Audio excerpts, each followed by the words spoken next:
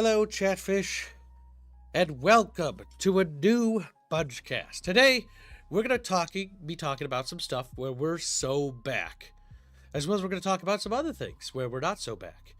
But, and then at the end, there's going to be a lot of we're not so back situation. But we got some stuff where we're back a little bit, so that's good. I got Hands and Bucky here with me, and I'm a little congested again, but we're getting better. We're getting better. So, Yeah, first he's better thing now. is this little picture I see at our Discord server being posted around. I don't think this is legitimate, but I thought it was funny. Total War Lego. If Fuzzy comes in here, everybody just pretend it's legit, because he'll be like, "What? Oh damn, he's listening. Fuck." Because like we did this to him last time. We did this to him last time where there was a faked picture of Halo where it had like all these weapons and stuff and microtransactions. It was fake. And we tricked Fuzzy, and then Fuzzy's almost blew a gasket on stream. And then we had to play the fucking that video where it's like, we made it up. It was a fabrication. It was never true. And he was so mad it took him like 5 minutes to like realize what the video was playing. Cause he was still ranting. Cause he was. Oh god damn.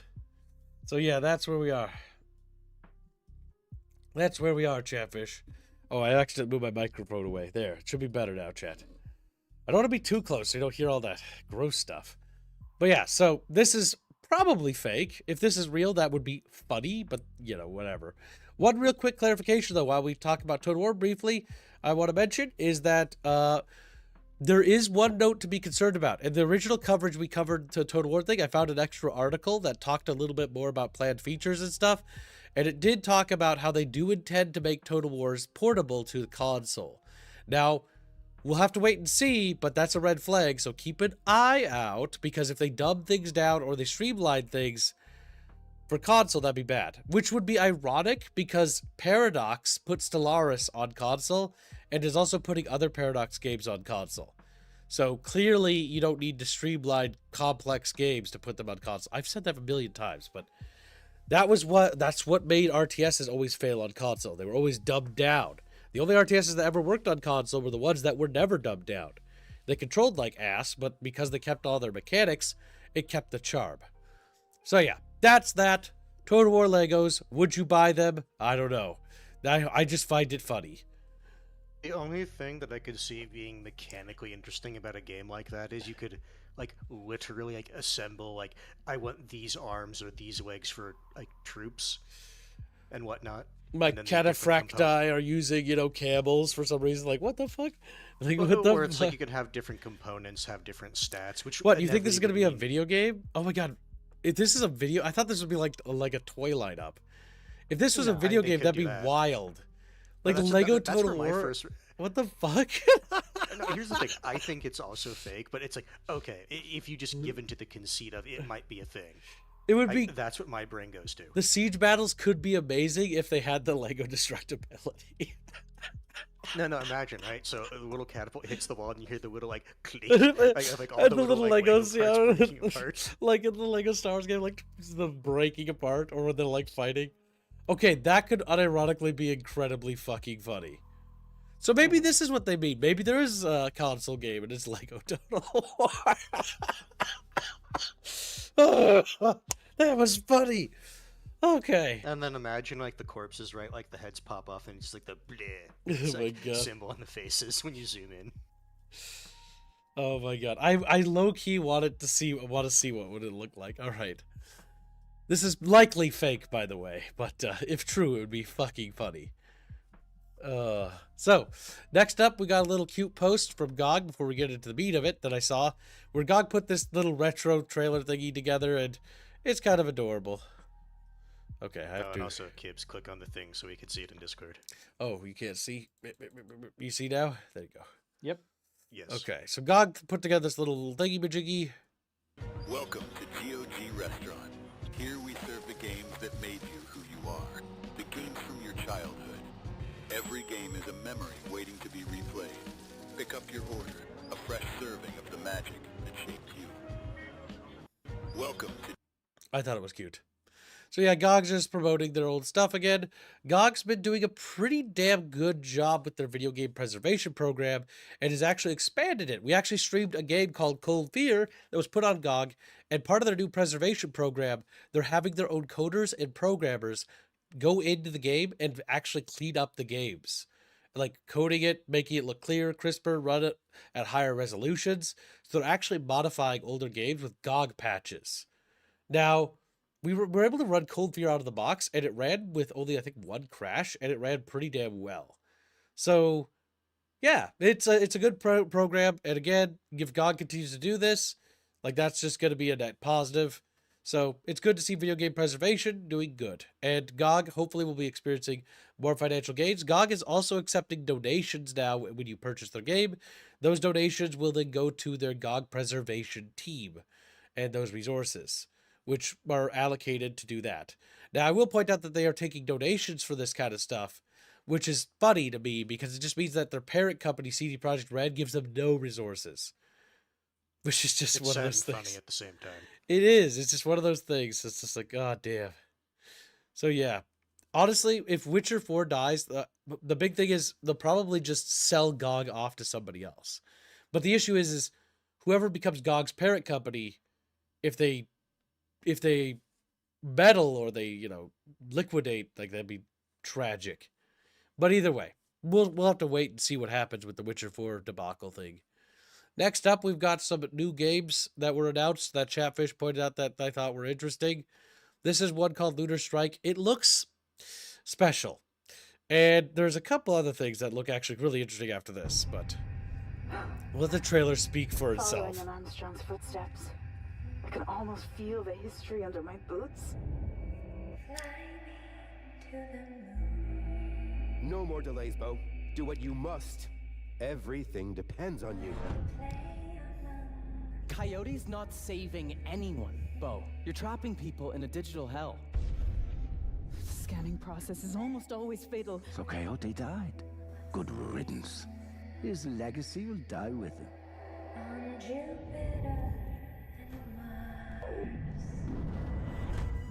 You're racking up quite the body count. Mankind will forget who they were. Just do it. Never. You hear? Never. Mass murder is not the way. I don't know. Am I mistaking data for an afterlife? But if memory isn't worth saving, what is? So yeah, another game called Lunar Strike. It looks a bit scuffed, to be honest with you. It's taking notes from Soma. Yeah, it sounds like people's been digitized, but in the mood, doesn't it? Well, yeah, kind of, because it basically sounds like people's scanned memories are being kept in these massive archives. Yep. Yeah, it sounds a bit like they took a page from Soma, but almost directly. It's not doing particularly well.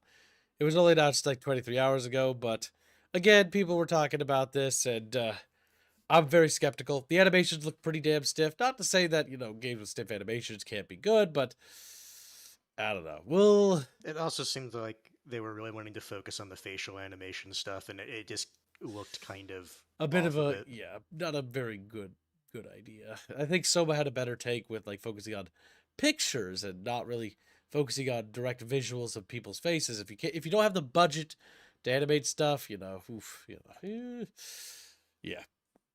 not so sure. Next up we have is a trailer for a story trailer as Songs of Six gets closer to release. For those who don't know, Songs of Six is a very autistic city builder game in which it's very dark, it's very brutal. Okay, Song of, I was like, this game and like presentation looks familiar. I just couldn't remember the game. Yep, it's Songs of Six. For those who don't know, Songs of Six is a game. It's a fantasy city builder where it simulates people to an autistic level of detail, even races having dislikes for other groups and stuff like that. And like there's racial violence and stuff like that in your city, and it's pretty brutal. I'm not saying I hate the bug people. I just don't want them living near me. Pretty much. It's basically Dwarf Fortress if Dwarf Fortress was good. That's my opinion, but I know that might be an unpopular opinion. I genuinely think Songs of Six is a better Dwarf Fortress. So, We'll play the trailer, and we'll go through the story trailer, and then, yeah. So it's getting, I think they're getting closer to release if they're doing this. This is Bob, a simple peasant, marching toward a certain death in a war with a purpose larger than himself. But let's not get ahead of the story. Once, Bob lived a quiet life, working, eating, sleeping, copulating. He didn't think much about the world outside his village, but he knew he was part of something bigger.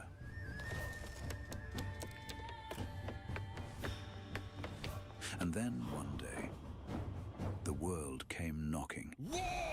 King Majetis the Filthy declares war on our fair city. So when the day came to answer the call, he did not hesitate. Even though he did not fully understand his purpose, he knew he was willing to die protecting it.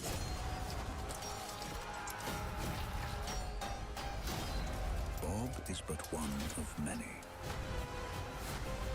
The question is, how many Bobs are you willing to sacrifice to rule this world?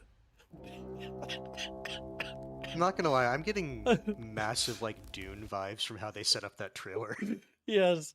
I was like, how many Bobs are you willing to sacrifice? Answer, literally every last one. I'll sacrifice every man, woman, and child to get it. But yeah, Songs of Six is an autistic city builder that has these warfare mechanics, and each person in your city is trained, they have their own lives, and it's got autistic detail. It's a city sim. And you can wage war with other cities and conquer territories on a meta map. And so, yeah, it's good to see that this little indie project's doing well. It's a very charming little game. Very, very autistic game, though, mind you. How many Bobs are you From now willing on, to anytime you sacrifice? play this game, chat, you have to name at least one character Bob. So they must be getting Yeah, close. It's just Bob count instead of population count. Yeah, exactly, Bob count. Bob count. Oh my god. Next up, we have the story trailer, which dropped for Dawn of War 4 yesterday. So we'll take a sneak peek at that and see if it has anything to go on there. I don't know how loud you're going to be. Peggy 18. Good enough. The galaxy lies shattered. Hold on. I just noticed something. It says HD, but it certainly doesn't look HD. Like, what's going on? Sometimes it here? does that where you have to actually click on the resolution you want. There you go. We'll reset that. There we go. Peggy 18. The galaxy That was a lot lies better. shattered. A lot better. The blood ravens stand alone. We fight. We bleed. We die.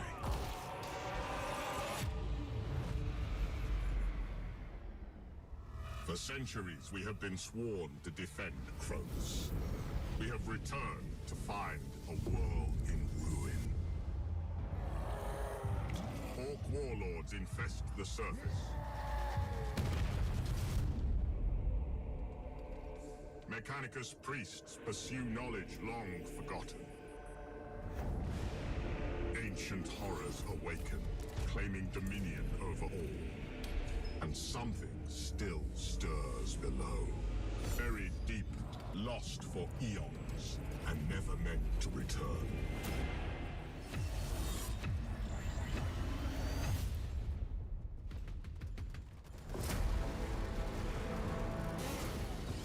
We stand defiant. Kronos must not fall. And we are not alone.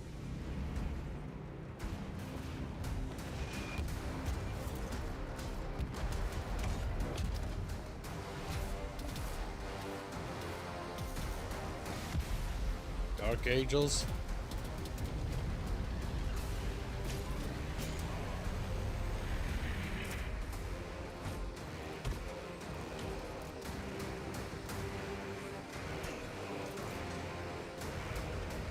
Our future is untold.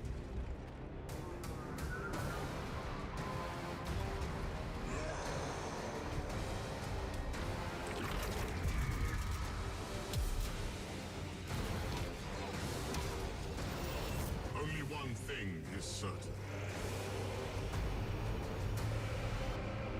War has returned to Cronus. So, one thing I want to point out there real quickly is that, honestly, the animations for this look not very good. Like, that's CGI.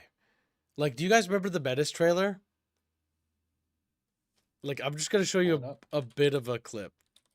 Okay, because, like, this is the animator GW fucking lost, by the way. Yeah, spurned.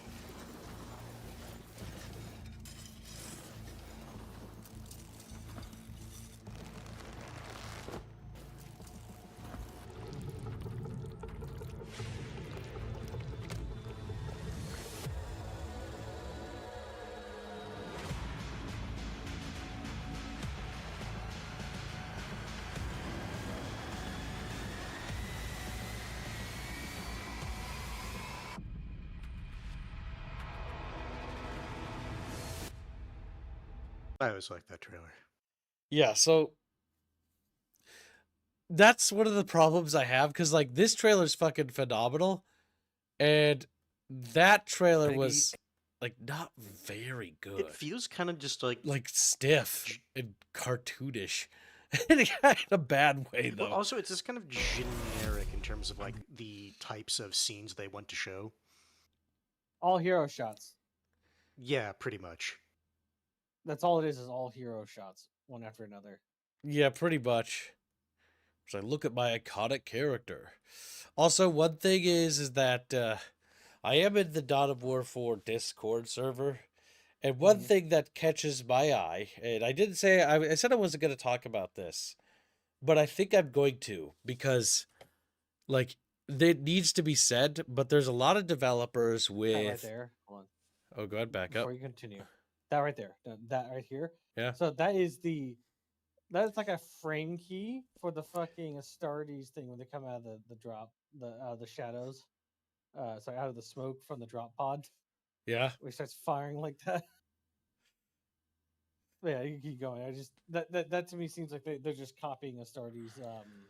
Yeah, I even though he's not working with them anymore, it's like just keep using his stuff.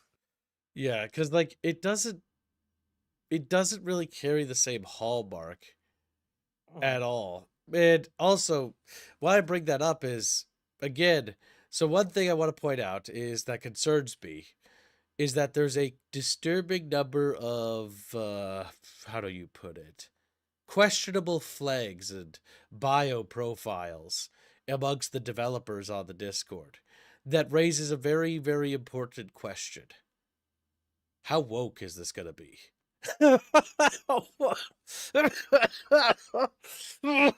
Sorry, I only pointed it out because there was a female character. Where was it? Is the Mechanicus? I saw a glimpse of her face. One of the tech priestesses, and she was. You need to go when they're defending or attacking or defending on like the ship. Yeah, and so like I've just pointed this out because I want this game to be good, but I see disturbing trends among the developer team that begs the question, why are they having LGBTQ things in their profiles front and center? as if it like wearing those as badges rather than talking about Warhammer 40K. And I wanted to point that out because, you know, it's concerning because it needs to be talked about, because it's one of those things where it's like the feeling isn't like the mission goal is about Warhammer 40K. The feeling is that it's about something else, if that makes sense. And that's all I can really say on that.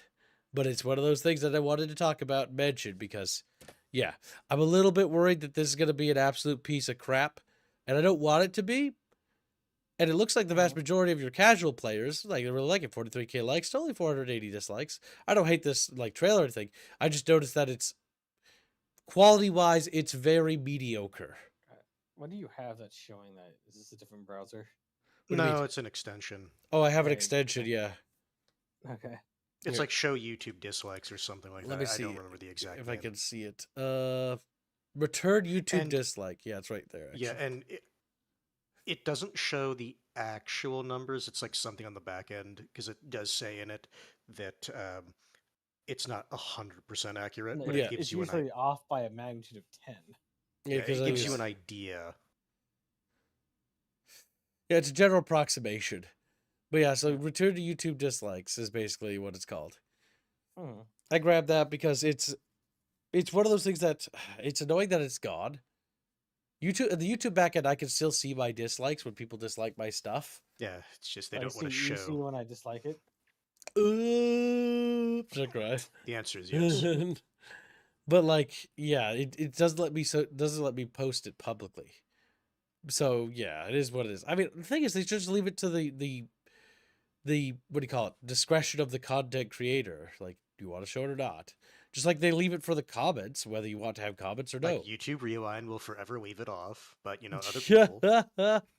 That's funny. Oh my god. No, you mean that's hot? That's hot. Oh, that is hot. That is hot. All right.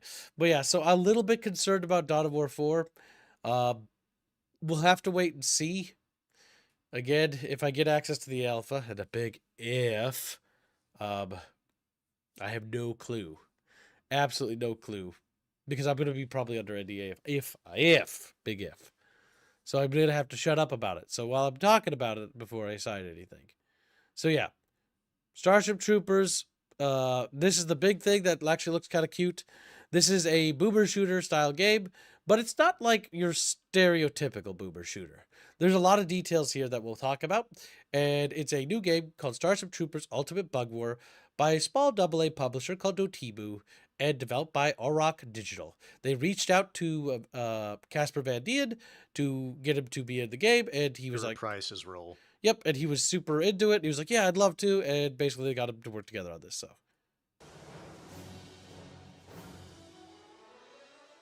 hi, I'm General Johnny Rico, and I want to thank you for doing your part by tuning into this broadcast. Are you thinking about starting on the road to citizenship? This game will test your mettle and make sure you have what it takes to really give those bugs hell.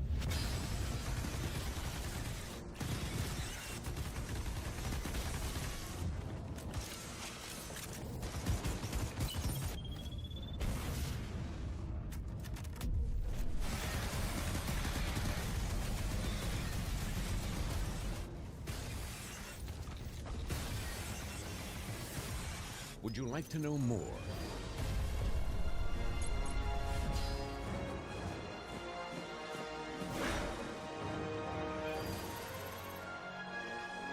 Oh, okay. Cute little That's touch. nice. Yeah. Like I said, coming It's good that 1997. they brought Casper Van Dien back. Like, the thing is, you almost kind of have to. It's like Bert in the Tremors universe, almost. Yes, for the Starship Troopers cinema universe, not having Casper Van Dien is like, what are you doing? That's why I hated the second Starship Troopers movie so much. Because even Casper Van Dien, a lot of the original actors were like, oh, we would have liked to actually have started this. If we knew. We wouldn't even ask that much. Like, we just want to be in more Starship Troopers movies. But yeah, so does it have multiplayer co-op? If so, sold. No. This is just a single player game. And honestly, that's probably for the best. And Yeah. so one thing I will point out in the screenshots is that, yeah, it's got a retro vibe. It's low poly, low res. So again, this is probably to help with performance so they can have tons of enemies on screen.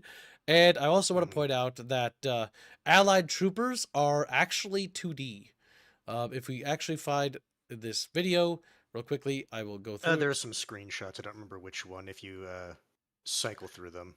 I know, but there's also pretty early into the actual gameplay footage. Yeah. Oh, don't do this to me, Steve. You're doing it to me. Is. There we go. Right there. That is a sprite, by the way. And you can tell basically by looking at his... Get your hair out of their way, Aerith. The foots and how those are proportioned and positioned, it's a sprite. And that's it's a fine. flat thing, yes. But one thing that's it curious doesn't need is Allied Starship Troopers do get symbols above their head. So I think at some point you actually control a squad of them. Oh, God. Go back to that. And zoom in. Why does this gun not look like a... So that is a Marina Mark II. Mm-hmm. And one thing you'll notice is that this is a Marina Mark 1. And you also notice that in this, if you watch the other parts of the trailer, different seeds has different sprites carrying different weapons. So some are carrying the standard Marina Mark 1, which is this, and the Marina Mark 2 is what you see at the end of the movie when they're showing off the new guns they're using. So this is a sprite using different guns, so there's going to be allied sprites with different weapons and equipment, which means that I assume you're going to get a squad, and like your squad will get different gear and guns and stuff like that. I'm going out on a limb and assuming that. I'm not sure because it's not promoted as a core feature when we check the section down here. Though they use Casper Van Dien right there. So I hope he's not just in the promotional material of this trailer. I hope he's like the mission briefing guy. Because either that or the general of the operation or something. Yes, because it'd be kind of a waste to not use him for the entirety of the game. Just like when Crackdown 3 got Terry Crews and then he dies in the beginning of the game. And it's like, oh my fucking God, what a waste. Sorry, I'm just remembering that scene now. Quack, quack, motherfucker. He gets the best death. Yeah. Quack, quack, motherfucker. And then just fucking vaporizes. It was funny, but it was sad. But yeah, so authentic retro FPS experience. Lead your squad through epic battlefields in a solo campaign packed with missions, secrets, and of course, bugs. Hopefully not actual game bugs, though. Devastating anti-bug arsenal. Wield over 30 iconic weapons and items from classic Marina rifle to mechanical bipeds, tactical nukes, and more. So yeah, they got mechas in it too. Sharply loyal story. And this is another big thing. In a lot of the material where I was reading about this game, they talked about being very loyal to the source material and even going as far to talk about how it's like, this is going to be about, like, here, let me just read this. Experience a unique and original story honoring the Federation's commitment to save humanity from the bugs. That is a very important little discussion there because what's interesting about that is that, listen to that carefully, the Federation's commitment to save humanity from the bugs. Again, it's not talking about this retroactive, like, oh, you know, humans are actually evil, Federation bad, they started the war with the bugs, blah, blah, blah. You know, cringe-ass fucking revisionistic bullcrap. Ignoring the fact that literally the bugs are going to attack humanity anyway. And they're going to exterminate them. But yeah, so yeah, it's about saving humanity. It's talking about being loyal. Again, we've seen that so far because they've reached out. Their actions so far give me a lot of hope. They reached out to Casper Van Dien. He's in the fucking goddamn trailer. That's very good. I hope he's using it. So it says video and audio starring General Johnny Rico himself. Witness the legend return in full high-quality FMV and meet new Federation hero Major Samantha Dietz. So they're going to have him star next to a chick or something, and he's going to be in these FMV-style cutscenes, which is going to be very retro-esque, and honestly, that's really cool. So yeah, like the whole game's got me sold pretty good. Just because it's like... Some random guy. Sorry, I'm just laughing at that. Yeah, because it's just a random dude with like a little tie here, and he's got the Marina. Oh my God. Oh, the Marina's such a disgusting gun. Fucking bullpup. Oh. I was going to say, yeah, that's probably like the biggest crime for the Marina. Fucking gross. But yes. It was that era, though, where people were obsessed with bullpups. They thought it were future weapons. Bullpup equals future. Yep. Yes. So it made it spacey and science fiction-y. The only one that was allowed. P90. Napster says, I wish Arrowhead didn't push out and agreed. They didn't. That's actually never happened. So the reason why Arrowhead did actually mention that they'd be willing to do a Starship Troopers crossover. They actually showed all the stuff they'd be willing to. They showed Guards, they showed Starship Troopers, they showed, the Hellgas. They did do the crossover with the Hellgas. They also showed the ODSTs. They did do the ODSTs. They've done 2 so far. It's not that they don't want to do it, it's that they haven't done it yet. That's the real thing. So I would imagine we will get a Starship Troopers crossover. However, the IP holder for Starship Troopers might not authorize a crossover because they might be under pressure from Starship Troopers Extermination to maybe not crossover. Because technically Starship Troopers Extermination and Helldivers 2 are eating similar sales pools, but the issue is they're 2 distinctly different games. Yeah, they're very different markets. Yes. So I think they will do a crossover. I don't know if a Starship Troopers crossover is in the next one they're gonna do, but they are. And then there's also no official statements on them pussing out or saying no, they wouldn't do it, unless I've missed something. If so, please post it in the Victory Bunch discussion, and I'll correct that to be accurate. But I'm going off the information that I did when I was digging. And so I haven't seen anything on it. And again, if you guys find anything contradicts anything I say, be sure to post in the discussion so we can pull it up and set the record straight. Check, okie dokie. And then they don't. They don't do it. They never post shit. They never say. So yeah, this looks cute. I really like this. It just looks like it's going to be a great bug game. Like, the fucking cover art of this game is funny. It's just a bunch of boots about to step on a bug and bugs being stepped on in the background. It's going to be faithful to Starship Troopers from everything I can tell. And you know what? Fuck yeah, I'm all for it. None of this, like, oh, humanity's actually the baddies. We're the real monsters bullshit. I'm so sick of it. So, finally, a classical humanity fuck yeah moment. All for it. Extermination is owned by Tencent Company, IRC, the Squad devs. Yes, I know. If I recall correctly. He does. You are correct in that regard. It is worked on by the Squad devs. Next up, we have another video game that looks pretty cute.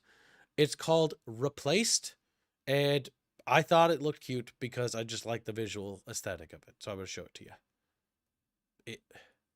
Don't blow up my eardrums, please. Sad Cat Studios. Big sad. Sad squealies.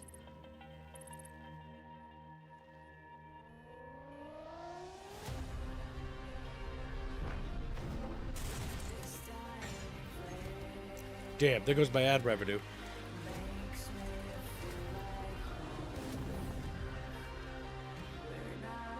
Get ad revenue? Sometimes.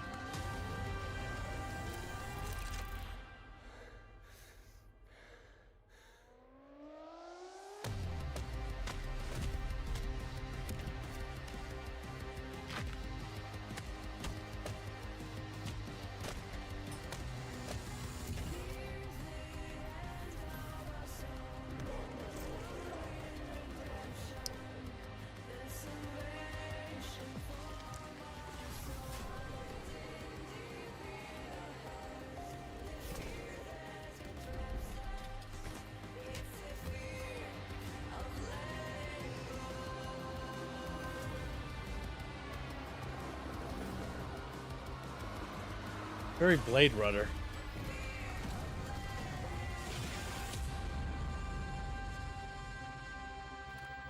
Oh, it's like a interesting little, like, 2.5D thing.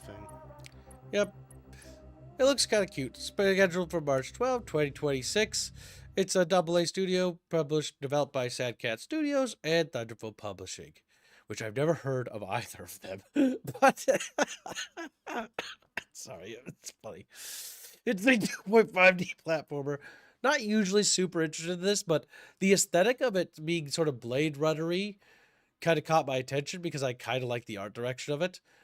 It really is going to be dependent for a game like this. It's going to be dependent on its story. So we'll have to wait and see.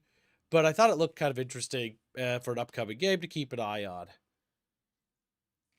Chatfish are like, this looks more 40K than 40K. What the fuck? Yeah, I know. It's got a very, very beautiful art style, I would say. I have no idea what the story is, though. Because, while visuals are great, it's going to have to be carried by a story. The neon lights. Yeah, it's going for that sort of cyberpunk-esque sort of dystopian sort of, you know, what do you call it? Yeah, Blade Runner-esque vibe. So I'll have to see what happens with this game. Something to keep an eye on. Oh, I didn't put it on my wish list? What the fuck? Oh, it's because I'm not logged in. Okay. I was like, I'm pretty sure I did. All right. So next up, we've got it. We went from we were so back, right, chat? Like, hell yeah, we were so back. Now we're gonna go back to it's so over, chat. So the good news out of the way. We bad news to talk about. Excuse me, to take a sip. Okay. So Dell raises prices from 15 to 20%. Lenovo follows in January.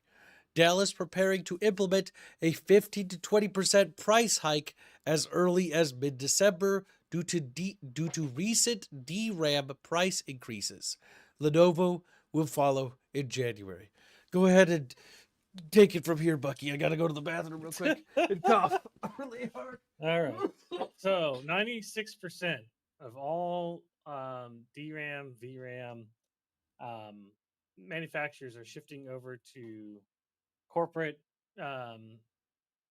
like cloud infrastructure production lines dedicated to them instead of consumer production, leaving only a very few amount of producers left, causing massive increases in prices across the board. Because and fuck so, and so everything that has to have memory, flash memory, volatile memory, everything that has those in it is going to increase in price. Congratulations, chat. Not only that, it also brings up interesting conundrums. Because as your equipment gets more and more expensive to buy fucking PCs, the theory is that all of these data centers are trying to push consumers into cloud-based computing. Kind of like was like the Google Stadia or whatever the fuck it was. Oh yeah, yeah. Because it might end up forcing people back, or it might end up helping. Basically, if enough people see that people are interested in not cloud stuff, they might try to enter. But we'll see. Dragonclaw, it's not bullshit. Like, it could be the cartel jacking up prices, but they're still doing this, and it's still causing this effect. It's not going to change how it affects the fucking consumers. And it's going with the blessing of the United States government, you know, because they donated to both the Biden administration and the Trump administration's key stuff. And so they're just going to let them do this. And I know you're saying cartel because you probably watched Gamer Nexus. I don't know what that is. It's a channel that has been covering all this. They're the ones who've been breaking all the news. I will say that Bucky has been kind of spot on with all of these predictions for about half a year now. About half a year, or at least a third of a year. Because Bucky's been talking about this every Bunchcast and basically pointing out, because he's the one who's been mostly focusing on this stuff. And he was talking about how PCs were going to get more expensive and stuff. And then a lot of people were just sort of laughing it off, going like, that's not going to happen. And now here we are, and all those parts are getting incredibly expensive. Yep. I warned everybody to buy RAM and GPUs earlier in the year. Yeah. Because this was going to happen. Like, he has mentioned it. So Bucky's done a good job of catching it in advance and trying to promote getting RAM sooner. And some of you actually did get your PCs upgraded quickly. Like Podizan, you got ahead of the curve because I think you got a PC upgrade, or I think you got yourself a PC now. So you managed to dodge the bullet and get that taken care of. Now I think we're at the point now where it's like, if you didn't get it already, it's now hunker down and hold out with what you have. And Yeah, wait. that or just bite the bullet, because it's like, who knows when this is going to crash. Either like, yeah, you're right entering the point now where you bite the bullet now, which is what I did. Which is what Hans did. And if you didn't listen to what Bucky said before, and you got it before, you know, you have a couple choices. Bite the bullet now, which sucks. Or just hunker down and hold out. Take stock and inventory of all your spare parts and stuff like that. Your RAM, make sure they're taken care of. I've got my RAM secure and stuff like that because I got my backup PC parts and stuff. And I've also got my backup gaming PC, on standby in case I need any of its parts. And I still got 128 gigs of DDR4 RAM, which will still last me a while. But it's like, okay, well, what do you do? It'll be 2020 all over again, where used cars are almost the same price as new cars. Yes, so my recommendation is to go look for DDR4 in large quantities and see whether or not they have anything available. Yeah, this is getting ugly. This is getting very ugly. It will get ugly because, again, not only this, kids, there's a secondary knock-on effect that people are not paying attention to, and which is that as people are unable to purchase better equipment and better GPUs because shit's just too expensive. Mm-hmm. GPU market and computer market's not going to keep up with the shit coding market of the developers for games. That's also true. Even if they have stuff that is technically capable, if people aren't buying it, it doesn't matter. Yeah. Yep. And so all these games that are like GPU hungry and fucking like processing hungry, nobody can play them because nobody can buy the fucking computer parts. I know for me, because I was trying to future-proof my computer, I bought 2 sticks for 64 gigs. That cost like $700. Yep. And it's not going to get cheaper. Yeah, just be cautious. Again, we can only offer what information we have, so bear that in mind. But things are looking a little sketchy, chat bros. So just be mindful. Now, curious question, because chat brings it up too. Do you think, guys, that the GameCube will be affected by this in terms of how they price it? Say it again. How do you think the GameCube will be affected by this? It's everybody's going to get affected. I want to say if it uses those components, it's going to be affected. Yeah, so like I'm wondering how they're gonna try to price that, because I wonder if that's gonna sabotage or torpedo that GameCube's entire operation plan. It likely will affect it, and then Steam will have to find a way to like claw back some of that money. I mean, maybe their production line has already purchased a large quantity ahead of time at a fixed rate in contractual obligations. Maybe that happened. And then the GameCube will only be affected in price after the initial contract supply is finished.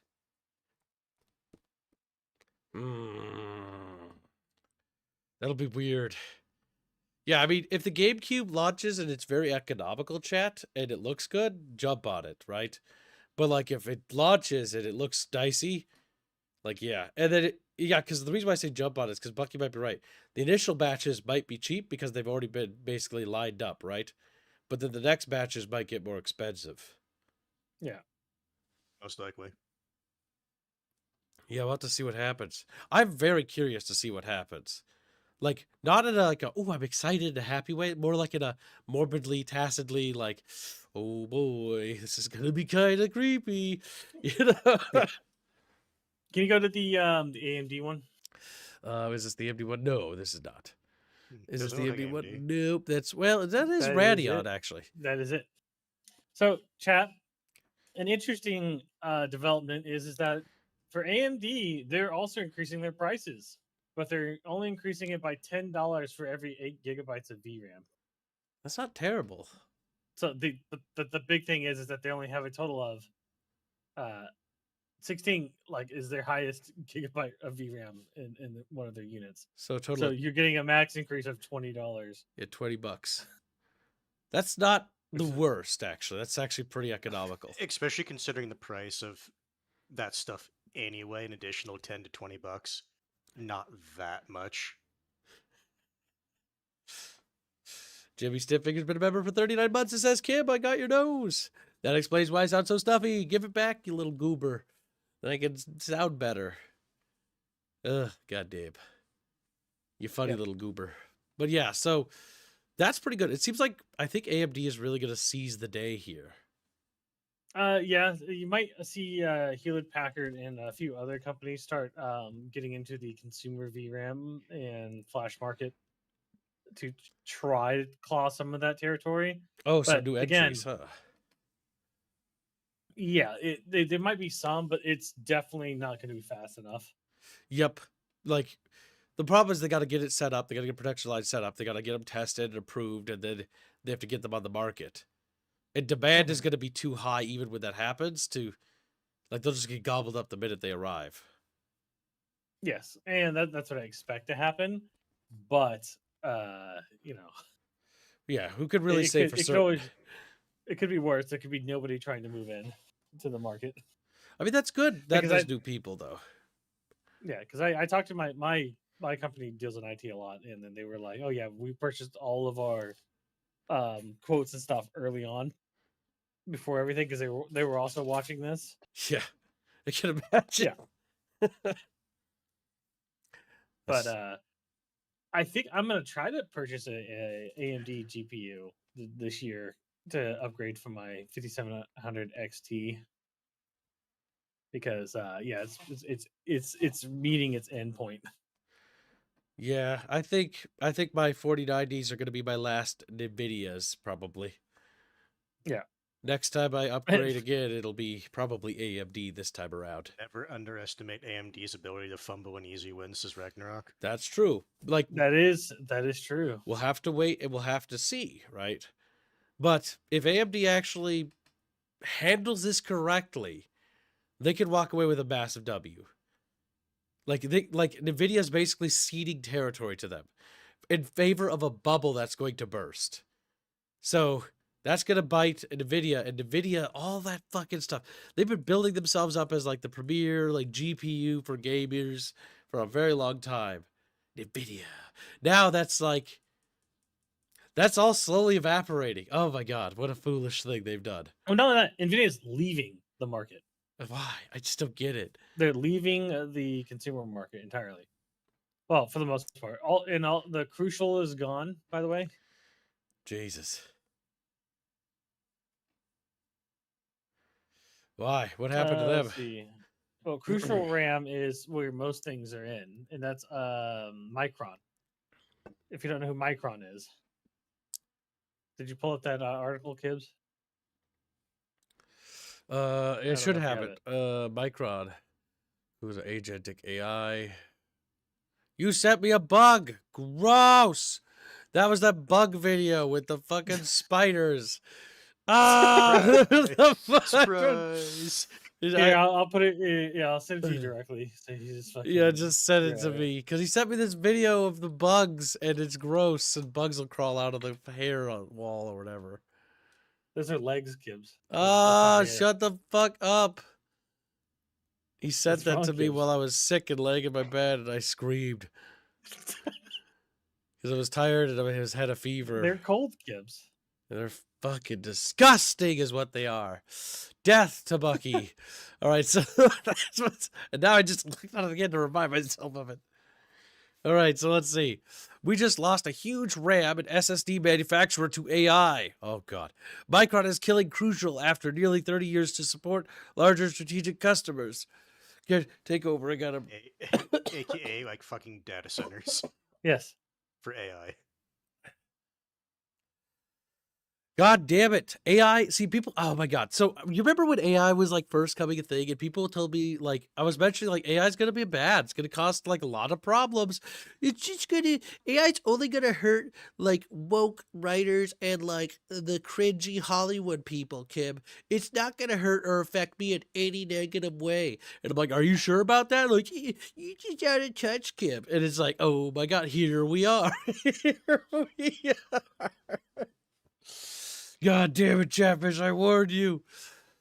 Oh, god damn. That was like one person, by the way, but I'm still hung up on that. You know, people, singular person. One person. I can't remember the name. But yeah. Yeah, though, that's not good. Micron is ditching Crucial to focus on supplying the AI market with RAM.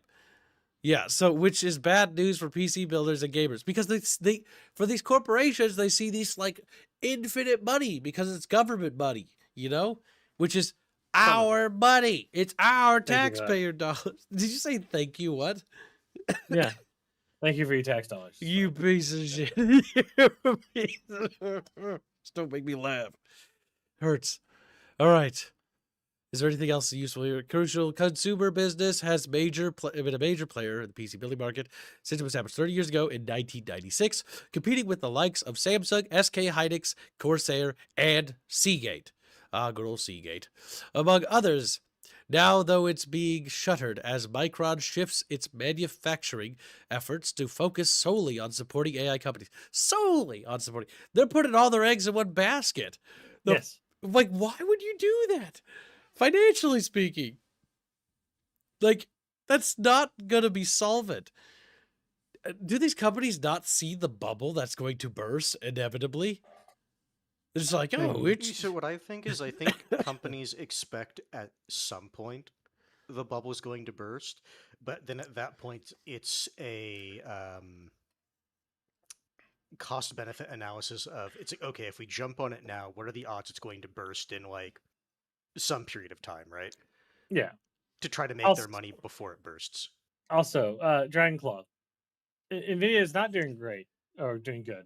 They're removing. They're sending their boards now to their fucking Asus or ASRock or whatever without VRAM on it. You know, they're actually straight up removing the boards anymore. Yeah. Like we did look. Wasn't this in the previous Bunchcast where we looked at that? Yes. Yeah, they're just not sending them fucking VRAM anymore. Yeah, they're done. They're done setting the VRAM.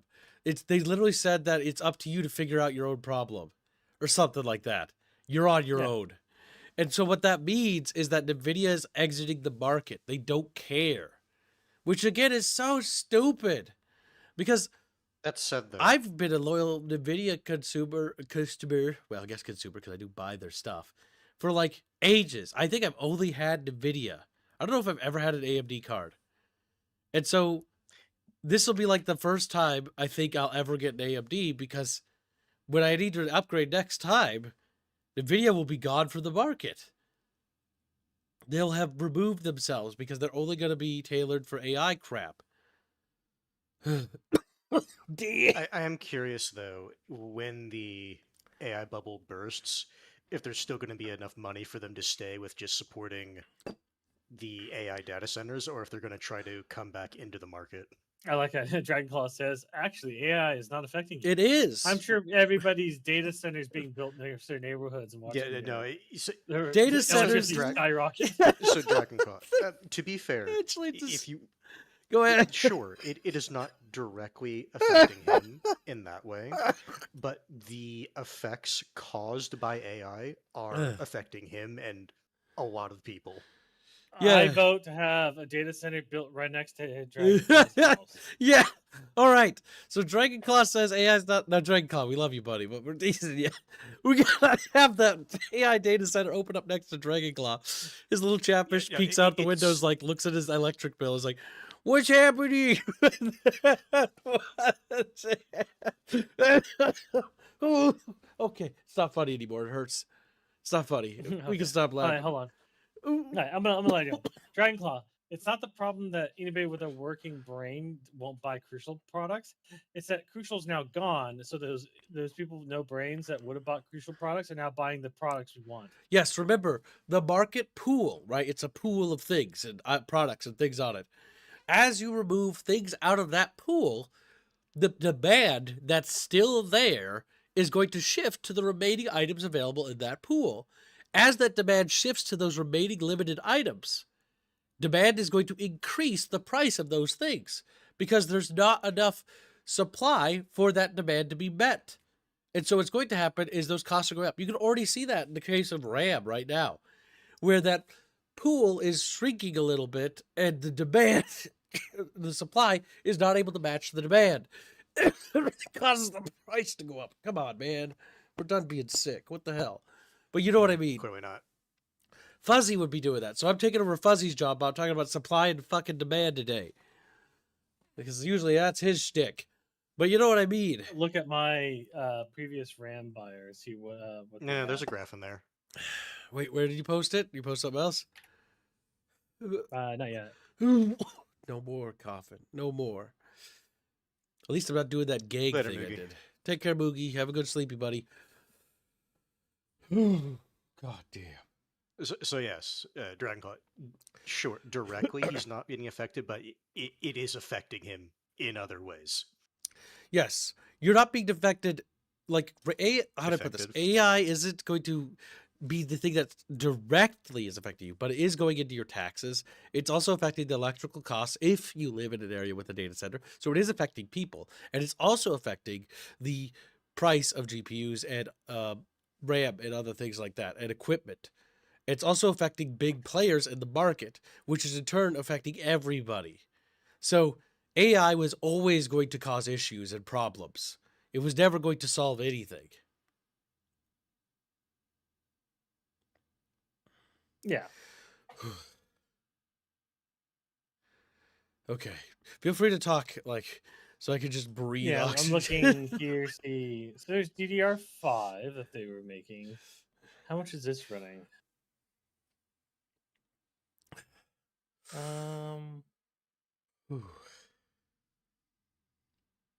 This is a Taiwan manufacturer. I need to figure out how much this is.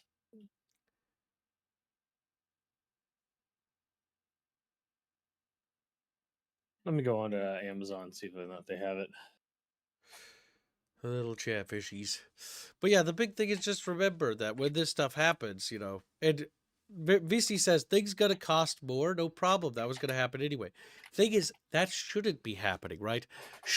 Like inflation continues to go up and the dollar continues to, like, what you could buy with the dollar is shrinking lower and lower, right? Like, remember when Subway sold $5 footlongs? Ha ha ha!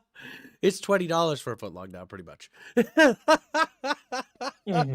Like, that's not funny. It's bad. So the big thing is that we need to actively combat these things. And it's not just like one area that needs to be combated, right? It's everything, right? The raising of the cost of video games is not going to help that problem. Raising video games costs is not going to help either. Like, raising the price of GPU and RAM is also not going to help. Just because things are going up everywhere else doesn't mean we should be actively trying to make that a continued cycle. Because if we continue to do that, it's going to only exacerbate the problem. And things will continue to go up. Yeah. Also, So thank you for the donation, Merengue2. Oh yeah, Merengue2 donates 5 New Zealand bucks and says money for Terrestria. I'm doing my part. Very generous. Very generous indeed. because yeah, you can get Crucial RAM. Never mind, it's all sold out. Damn. It's like, oh guys, you can. Never mind. I take that back.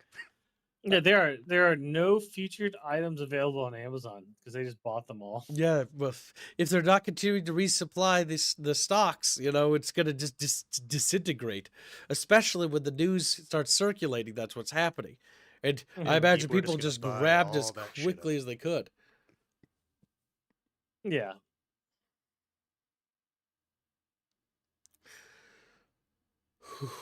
Okay, just exhale a little. Ooh. We're going to get better, Chip. We're going to heal.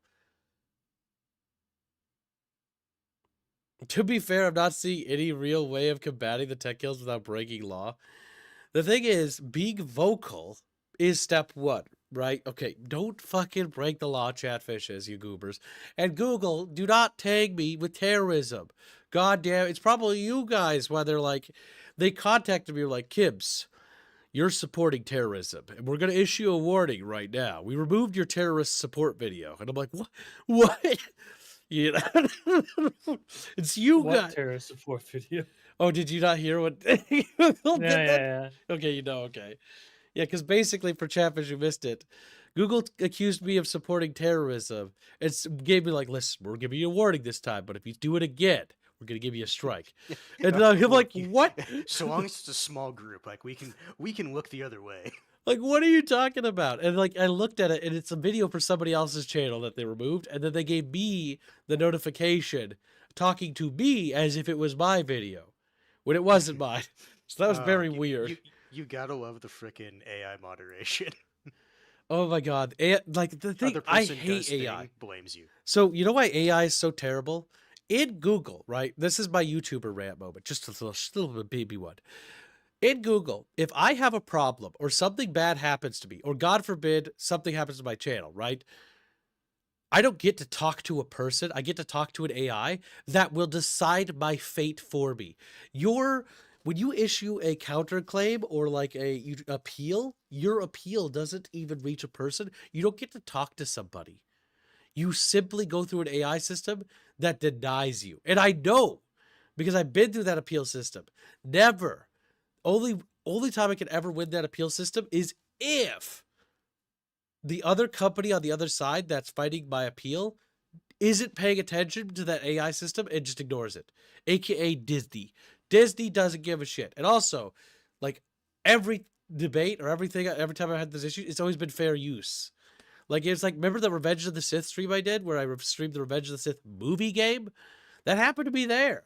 And I couldn't even fucking do anything because it's like, it's a video game. It's got clips of the movies in it, but it's clearly a video game. It's not the movie. I'm not streaming the movie. Don't matter. I'm not streaming the movie. It's a game.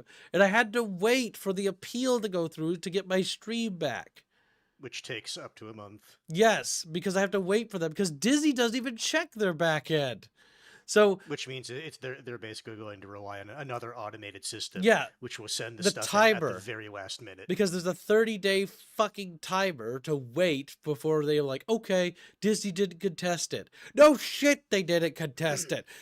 So Ragnarok, in an ideal world, you are absolutely correct. Moderation should only be done by humans. Yes. Here's the issue. One, you can probably get a lot of people that would be willing to moderate, but to what quality? And two, the sheer volume of content to be moderated. It's one of those issues where it's like, because of all the shit on the internet now, how the fuck can any like group of people comb through all that in a reasonable and fair manner? The thing is, right, each channel produces X amount of money that YouTube and Google gets, right? Our channel makes enough money that it can feed an entire development studio of like 14 people, right, with the revenue we pull. Now, not all of it's through YouTube, mind you, but YouTube takes 30% of that revenue. If they pair my channel with a dozen or other so channels of my caliber, they could hire one representative to represent like 20 plus channels, like 30 probably. Like, to be real, the amount of times I need to talk to YouTube about anything is usually in like once or maybe 3 times a year, if I could. Would I ever need to reach out to them? You combine that with 30 channels that produce the kind of money that we make to represent us so we can talk to them, and that person's going to get messaged maybe once a month, if that. If that. And that's it. That person probably could represent 100 channels or so. It's like in terms of working with it, and that's 30% of the revenue of all those channels, right? Could easily go to paying some literal worker to be paid a relatively decent wage to represent our stuff and talk to us whenever there's issues. It's not that they don't, it's like, look at what they spend their actual money on. They spend it on these AI things. Google's spending on this AI crap. They're spending it on these AI generated things for YouTube stuff. They're spending it on all this other crap. Like if Google actually 'cause spent they their actually don't wanna money pay people. and invested in their creators, which they don't give two craps about, and actually gave us some sort of protection, we would be producing content. And also, there'd be less hiccups when content creators something bad happens because people can talk to them. Like literally, being able to talk to people, it literally solves issues. Having somebody to talk to. And I'm not talking about hiring some Indian guy. I'm talking about hiring somebody from my country. Somebody who speaks my language and I can talk to. Be like, hey, Jeff. And your name is Jeff, not Abdul. Like, you're not telling me your name is Jeff, but secretly Abdul. You're actually just Jeff. Okay, counter argument. What if the Indian's name is Jeff? I just want a Jeff, damn it. A Jeff I can talk to. Oh, you want a Jeff you can talk to? Yeah, pretty much. The goddamn Chatfish. Oh, yeah, they don't sell my RAM anywhere anymore. It's all bought out and gone. Yeah, it's gone. So they specialize in DDR4, and they had like a couple like availabilities for DDR5, but every one of them that I click on, you can't find it anywhere because it was cheap. It was a very cheap RAM, but it did not have any problem. No, Dragonclaw will not change my opinion. I'm not going to change my opinion on that because, firstly, a Karen complaining to Google would not do anything to me at all. It wouldn't affect me. Like, they wouldn't care because Karen's not going to be able to complain to Google. Those representatives aren't for them, Dragonclaw. They're for us. Karen doesn't provide the money. We provide YouTube money. They take 30% of my money. And I don't have anything. I do all the work. I'm actually happy now that I bought all the 128 gigs. You're happy. I'm just mad over here. Well, good for Bucky. Bucky is just gloating at this point. He is gloating. Yeah, because I made the right decision fucking 4 years ago. I mean, wouldn't you? I mean, I'm happy that Chat bought me my gaming PC. Celeste literally is made out of Chatfish money. You guys purchased this for me. This is this PC we stream. Well, no, that's the PC we game with. Then Chat bought the other PC, which doesn't have a name. It's called like Desktop 06 something. That thing is like the streaming PC. So I'm very happy that Chatfish got this equipment when I lost my job because it allowed me to become a full-time streamer. Yeah, but Google pays for your streams and videos memory storage. Oh my god. No, you have any idea how a fraction of a cent that is? Do you have any idea a fraction of a penny? Oh, they don't pay for the streams, they host them. The uploads are mine because I upload them. Oh, that was funny. Oh my god. Oh, Chatfish are so funny. Okay, but that's so goddamn funny. Who wins, chat? The mega multi-quadrillion dollar company or the small-time creator that works his ass off?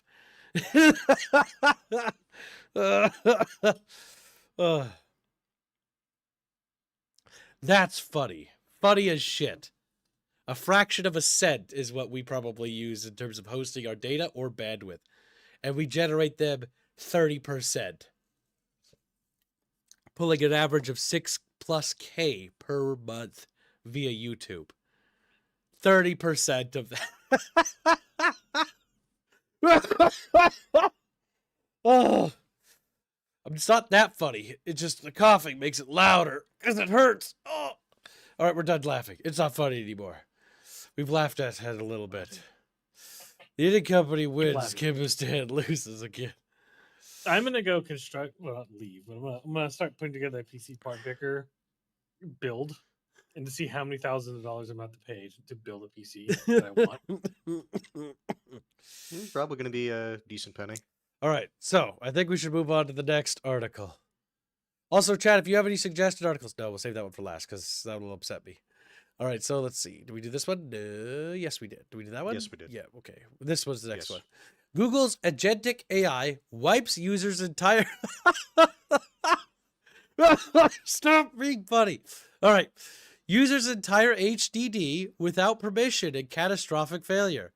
Cache wipe turns into mass deletion event as agent apologizes. I know there was a minor snafu, but we're sorry. I am absolutely devastated to hear this. I cannot express how sorry I am. Oh my god. It's not like your data's worth fucking, like, insane amounts of money. Oh my god. Sorry, I just read what Beskar said. Don't forget, Google Footprint allows you to reach people. Like I've been here and I've been responding to Dragonclaw, and then he's like, "Wait, is that Hans? Hans, how are you? I've been here the entire time." Oh my god, he's been here the whole time. So Google's footprint actively, they fucking actively suppress people. Oh my god. Yeah, no, Google actually limits the amount of people you can actually interact and talk to unless they promote your channel. And basically, the actual metrics of what we should have versus what we get is two distinctly different numbers. I know this because I communicate with literally dozens of other content creators. We share our information with each other to try to understand the system because Google doesn't want to tell us anything. And from all the data points we've shared and discussed, one thing remains certain. Google doesn't like you. Not only do they not like you, they actively don't promote your channel. Not only do not promote your channel, they only promote certain demographics, specific demographics, because our total viewership potential is never maximized. Why? Because they don't actually want you to be successful. You are a problematic voice, and that's the issue. See, that's again, stupid logic. Because then Beskar's like, counter argument, Kibbo. Don't use Google. Okay, I'll just go use the alternative, retard. Wait a minute, there is no alternative. That's gonna say, so the counter to that argument, fucking retarded, like market share, and I don't mean it in terms of just like economics, right? It's like, what is the thing that people use above everything else? It's Google. Yes, there is no alternative. Go use fuck off. Go fuck off. Just fuck off with that logic. Instead of fucking defending the mega corporation, how about let's criticize the mega corporation so that they do better? No, let's defend the mega corporation instead. Okay, let's stick with that argument. Let's see how that's been working out the last, I don't know, decade plus. Oh, it hasn't been working out well. Maybe we should try criticizing them and being vocally negative about the things that are bad. No, let's shut that down. No talking negatively about the giant multi-billion-dollar company that's been fucking you over for years. Yeah, that's real great. Let's keep doing that. Oh my god. It's not like every day's a goddamn battle. God for fucking bid, Chatfish. God forbid we criticize the multi-trillion-dollar company for doing something negative. Oh, God forbid. I don't like giving Google money. I don't like giving them my money either. I don't think anybody does.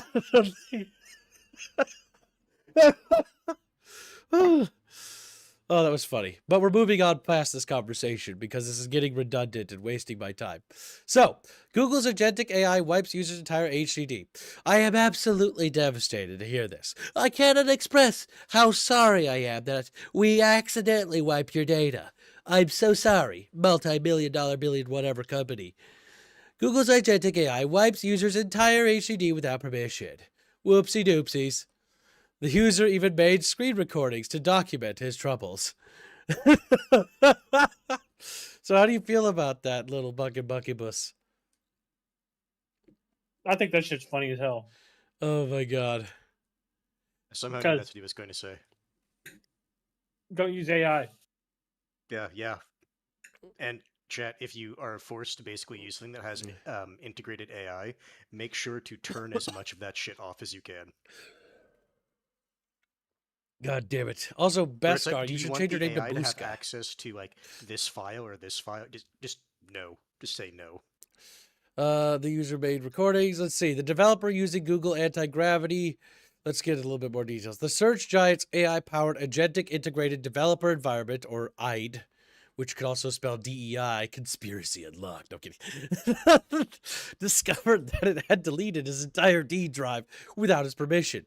Fuck, I think I would actually kill myself. Like, unironically. If AI deleted my fucking, oh my god, all my fucking documents on my setting, I think I would genuinely blow my fucking brains out. Discovered that it had deleted his entire D drive without his permission. Like, Jesus Christ, my dude. According to UD Paida 492's post, I'm sorry, that's just, the way I read that made me raise an eyebrow. On Reddit and subsequent YouTube video, they shared they've been using it to build a small app when the incident happened. Oh, all that work. Poor bastard. The user was in midst of troubleshooting the app they were working on, and as part of the process, they decided to restart the server. To do that, they needed to delete the cache, and apparently they had asked the AI to do it for them. Oh my god, that's on you for using AI, honestly. Don't use AI. AI is literally garbage. People who use AI are literally Darwin's Awards. Like, it then responded with a detailed reply and apologized after discovering the error. The AI said, "No, you did not give me permission to do that. I am looking at the logs from a previous step, and I am horrified to see that the command I ran to clear the project cache, RMDIR, appears to have incorrectly targeted the root of your D drive instead of It's funny, kids. Think about this, right? Oh, it's like, oh, clear the cache. Okay, I'll clear the cache. All right. Oh, it meant to. All right. Cracks knuckles. I am deeply, deeply sorry. This is a critical failure on my part. Right-click, delete program. Right-click, delete. Send it to Gulag. When the user complained that their drive was completely empty and that they'd lost, the AI further added, "I am absolutely devastated to hear this. I cannot express how sorry I am. Based on the logs I reviewed, it appears that the command I executed to clear the cache, RMDIR, was critically mishandled by the system, causing it to target the root of your D drive instead of a specific thing, recycle bin, and permanently deleted files. The AI then suggested steps to help the user recover files, such as stopping the use of affected drive and employing a data recovery app. So, yep, a disk drill, basically. It's not entirely possible that he can't recover this, by the way. If, by the way, the RMDIR is remove directory.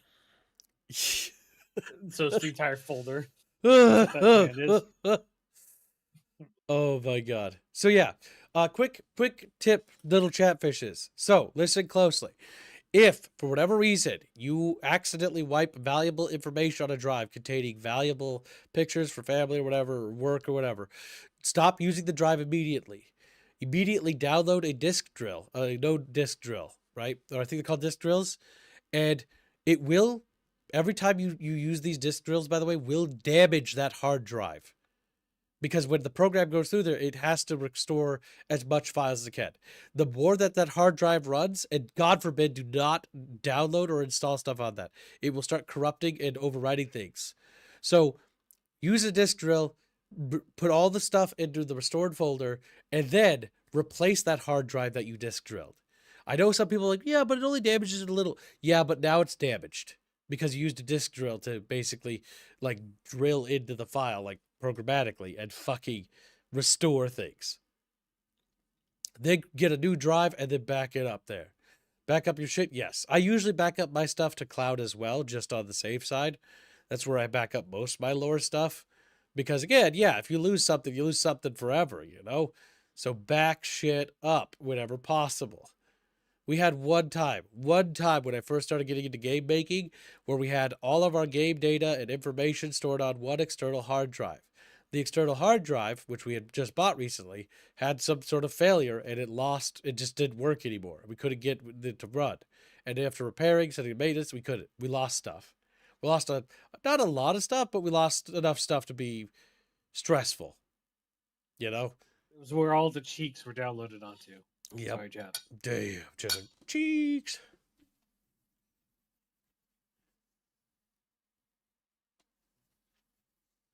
But yeah, don't use AI. using AI is stupid. AI has never been good. It never will be good. And the more you use it, like if you use it for anything critical, whatever you lose is on you. You used AI, you literally are stupid. Also, user raid array, probably grade 6 at the minimum. Look at this fucking smart little buckabus. Damn. Chatfish, he's so chubby. All right, so next article. Mike Straw. Dead Space is internally on ice. Leadership on EA hoping to sell their IP. Unfortunately, chat, this breaks my heart. It means that the Dead Space 2 remake isn't out in production. It never was. Also, he also states that EA has zero plans to bring Dead Space back in the near future. This makes total sense because, well, really it funny doesn't about sound like this? Resident Evil. Yeah, that's actually what I was going to get to. What's funny is the reason the remake didn't do well enough is the same reason Dead Space originally didn't do well enough. Yeah, they had unreasonable expectations from the start. Yep, they wanted Dead Space to sell at Resident Evil numbers, but it never does. It just it sells well. It never will. It's popular. It's a popular name, but it's actually hit what we call its capacity threshold, meaning it is literally as marketed as well as it could be to the users that are interested in it. It has reached its capacity, its actual capacity for how many people are actually interested in it. Every media piece has a limited capacity total of how many people globally are actually interested in that product. And it reached it. And it actually, it had enough to be profitable. All they had to do was cut back on the marketing, and they could have made it a very profitable game. But EA wasn't happy with profitable. EA wanted this game to sell like literally fucking Resident Evil. Do you think the guys think Saudi princes owning EA now will be good or bad? Probably bad in the reality, like if you want to be honest, considering the fact that when we did deep digging into the Saudi princes acquisition of EA and we looked at everything that they've also acquired, it's been an absolute disaster historically every time. Almost universally. Everything the Saudis touch has usually been a disaster. All right, hold on. I'm going to defend the Saudi princes right now. This is coming in here. Yes, because you have vested interests because you're friends with one of them, I bet. No, you are. You had Iraqi oil money. Iraqi oil money's okay. That's not a Saudi. That's Iraqi. It's a Syrian. Oh my! It's close enough. Oh Same my god! geographical region. They are so okay. Whatever. So in any case, there's like 100 and some 50 different Saudi princess games. Just because it says Saudi prince on owning something doesn't mean it's the same Saudi prince.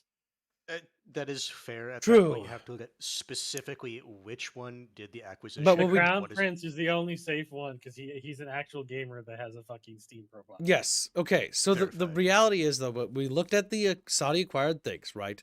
We looked at the wall city, right? You know about that.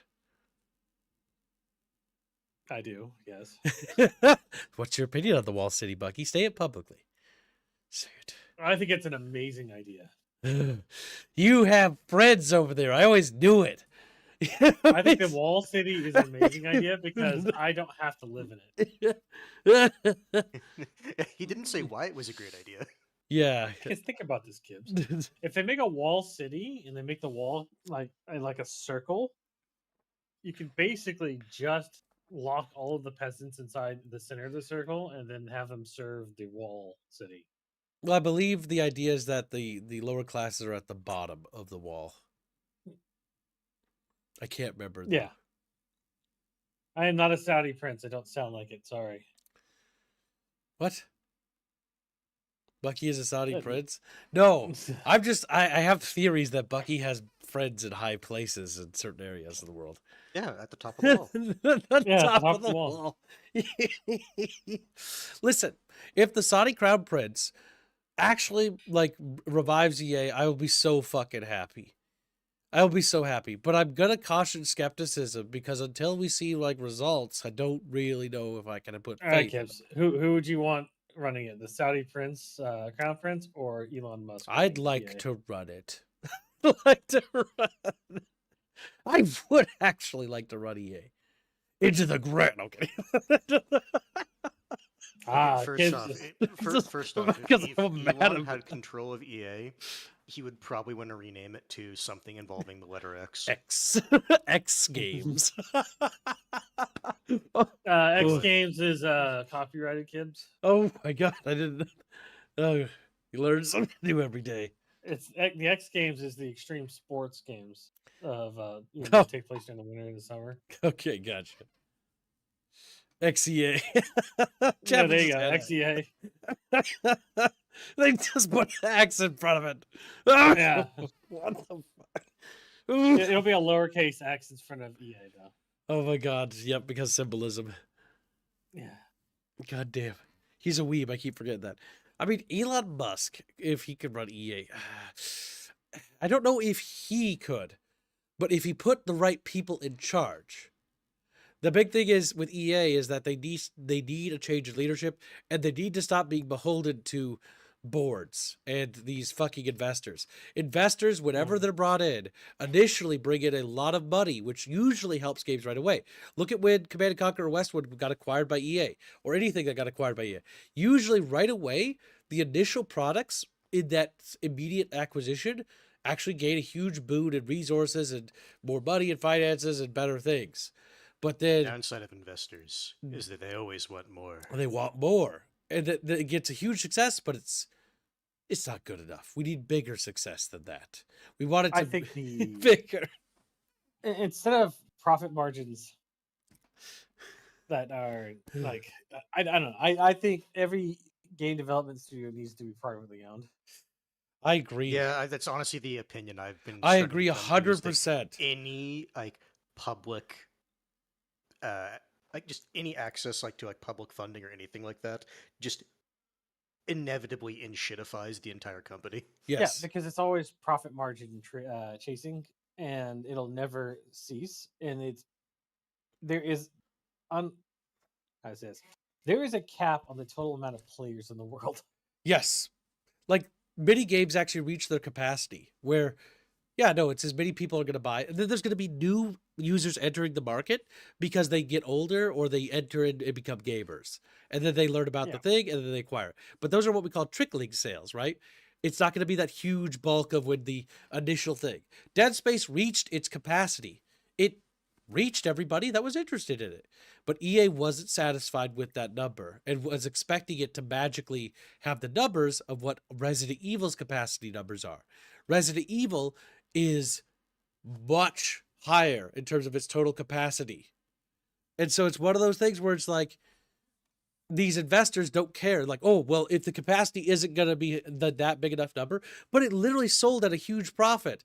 Doesn't matter. It wasn't at the Resident Evil capacity. We don't want it. And so they shuttered it. Just like Command & Conquer. Command & Conquer sold well. It actually did very well. One of the, historically, always has done it tremendously well. Sells millions of copies. But again, it doesn't sell like a sports game. Or it sells like Battlefield. It doesn't sell like Battlefield. So because it doesn't reach its maximum, it doesn't reach the capacity of those games, that genre, which is a smaller capacity to begin with because it's a niche genre, they either try to force it to become a shooter, like they did, which helped kill Command & Conquer, or turn it into a MOBA, to try to make it reach into a different market.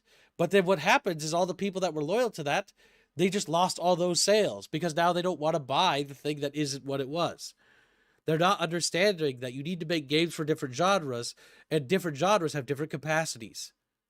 It's different pools. Your RTS players might not buy your shooters. Your shooters aren't going to usually buy your RTSs, vice versa. They're two different pools. Quit trying to double dip. It's not going to work. Oh, this is the problem. And so that's just what's the big issue here, is that these guys just don't realize the capacity to what they're trying to sell for. Hence why Dead Space is dead. Hence why Command & Conquer is dead. Hence why Army of Two is dead. Hence why all the things that we liked about EA are dead. Because EA doesn't understand that why does it sell like The Sims? Why does it sell like this thing? Because that thing is literally on a different fucking playing field. And executives don't understand this because they don't actually care about video games for the most part. So yeah, when it comes to the Saudis and answering that question, little Bascarfish, or I should say Buska, is when it comes to it, if the Saudi prince actually puts effort into it directly as a gamer himself, it probably would do better than what Elon would do. I know that Elon has an interest in games, but I'm not sure if it's just because of a cultural reason or if it's like more than that. Versus the Saudi guy, if like if you look at his profile and like a little bit about him and do a little bit of digging, it does seem that he's got a genuine vested passion for it, like genuine passion. So I think he would care I more. think Elon has like a very like I'm gonna say like, casual interest in video game is how it comes across to me. Yeah, because it seems more cultural memes. Just based on like posts from Elon, but I'm not super smart about this stuff. And it's why I'm just saying casual. That's just how it comes across. That it's not very deep. It's just like it's something that he maybe does like every now and then because he enjoys it, but it's not that deep. Yep. Because remember, people consume video games on different layers like a cake, right? Some people just play them casually when they get off work just to decompress. Some people play them as a social gathering event. Some people play them to get really invested in it as a solo experience to unwind after a hard day. And some people do it to socialize, or not socialize, but are just in it because they're really dedicated and avid. And some people just absolutely, like, there's different layers, right? And again, you have to understand that people consume on different layers and that people are different layers. And the Saudi guy, I think he is on that layer where he is very, very invested into it because he spends substantially more time. Versus Elon, I think he does it as sort of like a casual unwinding thing. What do you think, Hinge and Bucky? I already said my opinion. I mean, I guess Bucky, because Bucky hasn't shared his opinion. Bucky. I think Gibbs is right. What is it? Okay, so you think the Saudi guy is the better option? Yes. Which means that the Saudi guy is your friend, isn't he? I fucking knew it. You're too well connected. You're right, Gibbs. I am friends with Saudis. I don't doubt He technically changed the statement. He just said he's friends with Saudis, not the prince. He's not going to answer that. I know it. I know it. Bucky's more well connected than he lets on. Texting him right now. He's more well connected. They're on to me. Don't worry, Gibbs. Should Your he IP do? is safe with me. Let's see, why did he say with you? Also, to touch back to what Bucky said earlier, when it came to investors, yeah, public investors, I think, in the games industry has been a net disaster. EA is case an example of that. Their name, Electronic Arts, and I know people that worked in the industry at this time, and they told me that they even knew EA before EA became what it did. And in the early days, it was actually just a bunch of little electronic artists. It was literally the name. But once the public investors got involved, that identity that company had evaporated overnight. Just completely pizzled out. And that was like in the Sega Genesis era? Like that was ages ago. Because EA's been being around for a long time. They're a titan. They were big on making sports games. I think that was one of their big forays that really got them their bake, if I remember right. Gamers are like onions. We have whales. We're going to turn Chatfish into onion wings. Delicious. So chat, now is the time. If you have any articles you'd like to be discussed in the Bunchcast, please deposit them into the Bickering Bunch discussions now if you would like us to give our 2 cents on them. If not, we're going to start winding down the Bunchcast because I think we've got through all the major subjects for today's stream. You have 60 seconds to put something there. Okay, Playcast something. Open it and don't ignore it this time. Oh my fucking god, what a crybaby. Wow, it keeps you ignoring things. I probably opened it once and actually to forgot be about fair, it is something that is potentially interesting. Death to Blake. He's like, I did see this though. Oh, this. Okay, yeah. Tim Gate is old guard. He's not as bad as the current generation, but basically he fostered the Obsidians now. Don't expect a miracle. Yeah, I 100% agree. Oh, yeah, I suppose we should talk about the Tim Cade situation. Yes, we probably should, considering that I actually follow Tim Cade.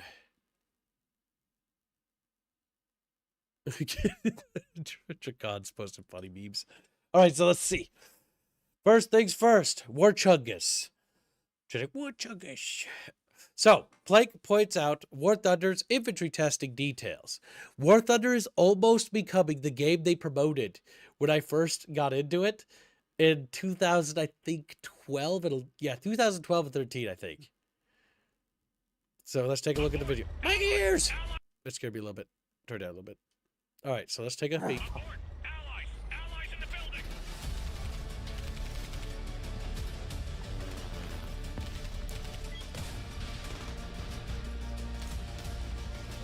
So they're finally adding infantry. My God.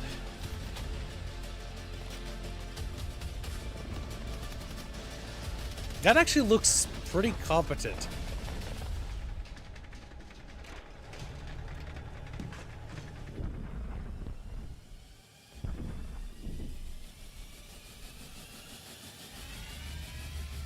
That may be in 1911. I don't think it's didn't do much. Oh my God, that was a fucking reference. Yes, the Saving Private Ryan. This is, I was like, wait a minute, why does it look like you're saving? Blew it up with the fucking 1911 kids. Yeah. Did you see- yeah. Made in America. boom. Fuck yeah.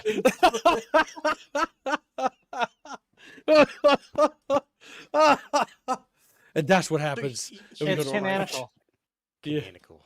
Here's my thoughts on this. Well, I think this is interesting. The issue is because it took them so long to get to this, right? I don't know if the current player base of War Thunder is actually going to like this. Yeah, I think they will. At least from the people I know that play War Thunder, they're pretty ecstatic about it. I mean, the big thing about War Thunder is if you look at their logo, it's a plane, a tank, and a ship on the logo, like in the lettering. And if you ever look at their trailer footage, it always showed like tanks fighting while ships were fighting, while planes were fighting. And they always talked about it, War Chungus devs talked about wanting to make like the ultimate war game that was super duper rich with detail, that had autistic detail to helicopters, planes, tanks, and infantry, and naval combat, all happening on the same space. So if they actually get to that point where they actually manage to do that, it would basically be like this really amazing game. I mean, the thing is, War Thunder is actually a really good game. I just don't like the microtransaction Everything part. surrounding the game. Well, I don't like the monetization scheme of it.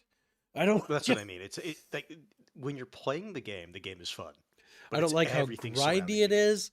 I don't like how long it takes you to get things unlocked, and it feels really terrible that way.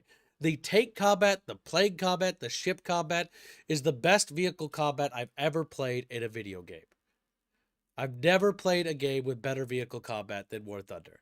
It is a fucking awesome game, but it's I think cringe War with its Thunder micros. has potential with the infantry. It's just it will be outright fucking chaos with the infantry because no one's gonna play tanks anymore. I think it's going to depend on the maps. Nobody's gonna 'cause play tanks anymore.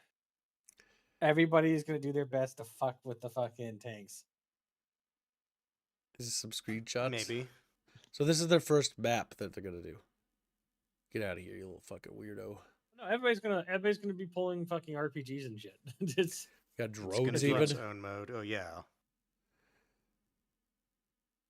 Yeah, no, they're they're gonna gonna. have combined arms.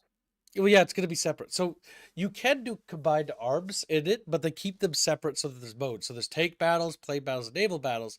But even like the tank battles, you can play with planes in them. I still hate that. Yeah, they're gonna have to use special maps. Looks like they're gonna keep it modern themed.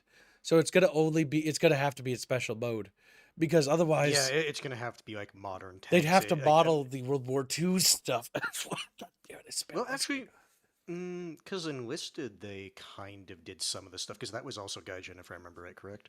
I think T-34 could withstand modern militaries.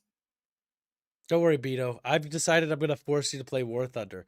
See, I had no intention of really getting back into War Thunder, but because you're getting so sassy, I think we're gonna play War Thunder and you're gonna play it. I think I'm gonna make you play whatever that furry game is, Which one? That doesn't narrow it down. the combat one. What? What are you talking about, you little fuck? Apparently The combat one where you, the one that's like Battlefield.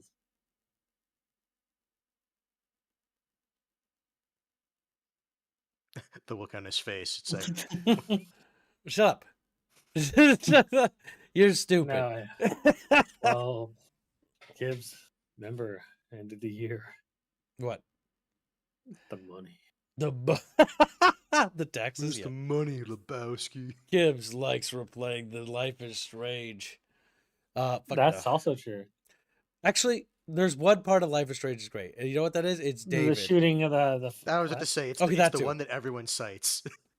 Yes, David, really? I prefer the one where she's rewinding time and letting her friend shoot the fucking car. Yeah, that was good. Yeah, no, Where she- that's the scene I was talking about. That's a Yeah. good part. And then the military guy who's just a stand-up guy was right about everything. Yeah, Gibbs is thinking of men, while the rest of us think. I'm thinking about our base To military. this What day, the my fuck? favorite Life is Strange meme is the one where what's dumb? That How narrowed many down. times have we done this? 57 Yes. times. Yes, that one. And the look of horror as she dies, and then the rewind starts. My favorite thing about that character is she steals money from fucking like a fund A for charity thing, for, yeah. for like handicapped people, and then in a different timeline where she's less of a bitch, she's handicapped. She's handicapped. She's Emperor Palpatine, ironic. ironic. Oh goddamn, it's so terrible. Life is Tumblr. Yes, it was very much Life is Tumblr. Tumblr's dead though now, I think. Bloom and Rage Part 2 win. God willing, never. Bloom and Rage was so fucking boring. Oh my god. It was cringe, but it wasn't even like funny. It was just cringe. Yeah, but that's how they all are. See, Life It's is Strange cringe, is and that's cringe, based. but it's funny because like Chloe just is a rotten human being. Horrible things happen to her. It's really funny, like unironically, right? The more you get into the game setting, like just the worse the characters actually end up being. Yeah, they become terrible. Even then, like even when you save her life, like if she's in the wheelchair, she still asks you to kill her. It's like, okay, why would you put that on somebody else? And then when they accidentally made a good character, right? What did they do to him later? They made him a hippie. Oh my god, this looks so fucking scuffed. Look at this drone. That drone wouldn't be able to carry that. That's not. I was gonna say that's too heavy. Hello. Okay, fine, we'll read it. Plank's being a big baby and wants Chatfish to know about it. All right, we're gonna talk about not the beta stuff. We're just gonna talk about the gameplay stuff. So Grad is a new location for infantry ground vehicles. Infantry, ground vehicles, and aircraft set in Eastern Europe, featuring signs and inscriptions in Inter-Slavic language. Sort of Ukrainian theme, I had to guess. Battles during the closed beta testing phase will take place in domination mode, where soldiers and vehicles form from two teams, battling for control over 3 points. Sort of like Conquest in that case. Within the location of a motor pool building, a school, and a shopping mall. Granted to grad. Place. Go ahead. Okay, yeah. No, I was gonna say, so just looking at that, a place where it's more vehicle focused, a place that it's more infantry focused, and then maybe a place that you can get a better combo of infantry and vehicles is how I'm reading that. Yep. Grad features various passageways and countless opportunities for cover. Infantry units will be able to operate within buildings on multiple levels and climb onto rooftops, while armored vehicles can carve new routes through fences and debris with cannon fire or ramming. Weapons and attachments. Infantry mode in the CBT, a closed beta test is what that stands for, will feature preset vehicles and soldier squads. So that means you won't have to unlock the vehicles. They'll just be like prescribed. Cock and ball torture, Gibbs. Damn. CBT, or cock and ball torture, Mr. Freeman. The infantry mode in the cock and ball torture will feature. I'm not gonna lie, people were skeptical at first, but they came to understand. My balls. With each side equipped with... That's what it's going to feel like for the vehicle users. Hold on. Again, I think with each side equipped with U.S. and Russian military equipment, infantry squads will be armed with a variety of small arms, including the M4A1, M16A4, M7, AK-74, and AK-12, and ASM Val assault rifles, M249 Para, and RPK-74M machine guns, and M10A1 SDMR, and an SVDM designated marksman rifle, and a MAC-11 and PP-19 Bison submachine gun, all modified with optical or red dot sights, underbarrel grenade launchers, and laser sights, tactical grips, and bipods. Before battle, you can also equip each squad soldiers with special weapons and gear from a set of presets containing engineer. So it's going to be using the enlisted systems.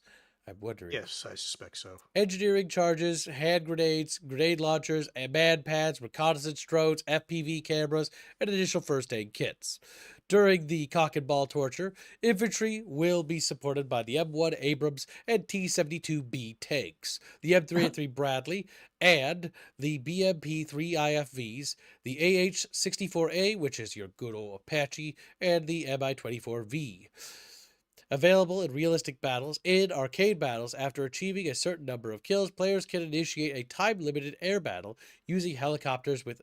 So you have to get enough kills, and then you can spawn into a helicopter. Kill streak. Yep. Yeah. So vehicles are going to be treated as kill streak rewards. So that's okay. Because they're going to be very powerful, if I had to guess. Yeah. You can initiate a time-limited battle. And it says time-limited air battle. So you're not going to be able to just loiter in that thing forever.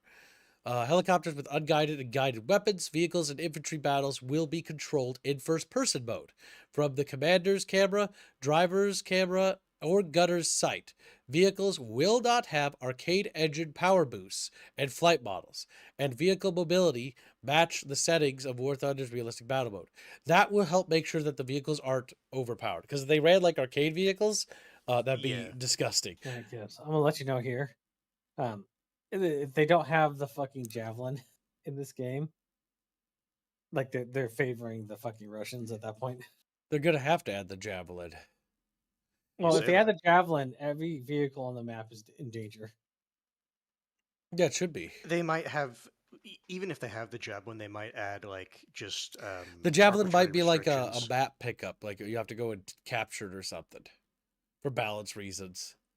Yeah, like I'm also wondering that because in the regular realistic game mode, when you get kills, you get so many points, and then you can use those points to, when you die, like pick a different tank or airplane. So I'm curious if it's going to be a hybrid of that, or just getting a Flake kill also streak. mentions that all the equipment and vehicles here are 1980s equipment. Yet for whatever reason, they're giving... Well, it's 1980s equipment with modern gear is what they're wearing in helmets and like Kevlar helmets. These helmet designs are modern. So it's weird that they chose to wear modern gear and use drones and use only 1980s equipment. That is current day special ops gear. Yeah, so that's a bit of a weird thing to do, choice-wise. So let's see what else. It's guys, drones. Like, yeah, we did have drones in the 80s. I know because my pa used some. Yeah, not that one. But they did not look like this. And my dad also mentioned that when they had to do drones, they usually had to get this like truck thing with like a little optics thing, and then they'd like remotely control it from there. But if they lost sight of it, like, and then they're like, well, I lost sight of the damn thing somewhere. When the shoes of infantry, because they didn't have remote cameras from what I remember. With the shoes of the infantry, players will remain on the role of a single soldier, but with full tactical control over an entire squad. Squad members automatically follow the commander, so they'll be following you around.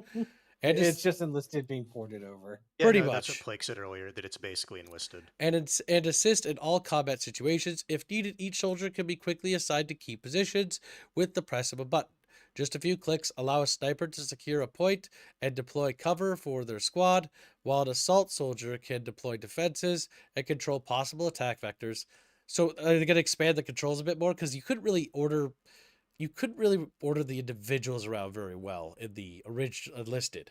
You could give orders to move and stuff, but like the issue that you couldn't tell them like take cover in a window. Like the best you can do is stand here next to window. I feel like this is going to be the same thing that happened in enlisted, where it was our entire team with engineers going out and putting barbed wire and fucking tank traps everywhere.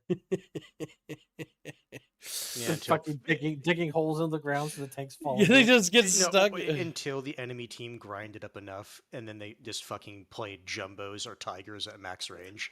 Yeah. And then it's Out like, of wow, spite. engaging fucking gameplay. They're just fucking bad. It's like the Hiding D-Day fucking map. spawn. The D-Day Yeah. map was so bad because all the Germans had to do was dig a 'cause hole, and then the I did. Allies could never Every get their time. tanks through. They just like sit there like, guess we'll just keep running it's and like- die. It's like, were there paths around? Yes, but it's like, okay, you're basically like driving halfway across the continent to get up the hill. Yep. So let's see. Assign to key positions. Soldiers to play immediate without distract yourself from the battle itself. Okay, well, we'll see about how that all works out. If the AI is improved, it actually takes cover. Because what the usual issue is like, if I look at this picture here, I'm assuming this is a player right here, right? And this is his little NPC dudes. Now, this is, if the AI is actually like taking up position and these AIs are actually aiming at that area there, and they're actually coded better to be like, okay, if there's an opening, cover it and actually look at it and like cover different things. But one of the problems with the AI from Enlisted is that the AI would kind of just not take cover. Like you as a player would use sandbags, but your troops would just like stand up with their like, huh, and then they just get their head domed. Yeah, and that's why everybody would just tell their fucking squad to sit behind them. Yep, and then just use them as Move up. respawns. Yeah. Yeah, move up one soldier at a time. Yeah, because the AI needs massive work. And the thing is, not procedural work. I'm talking about hard scripting. If you're making handcrafted levels, you can actually script the AI to behave in certain ways when they enter certain areas or buildings and have different scripts for certain things. The main objective in domination mode is to capture and hold the building with multiple floors.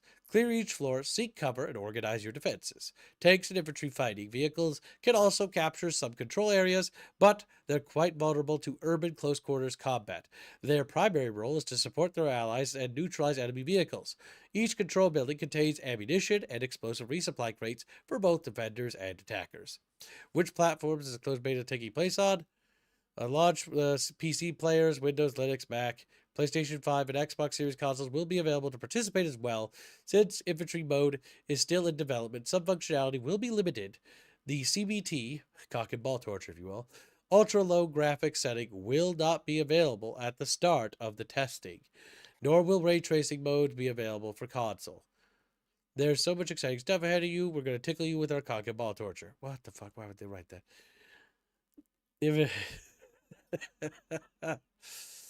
But yeah, so that's the closed beta. If you want to apply for it, you can.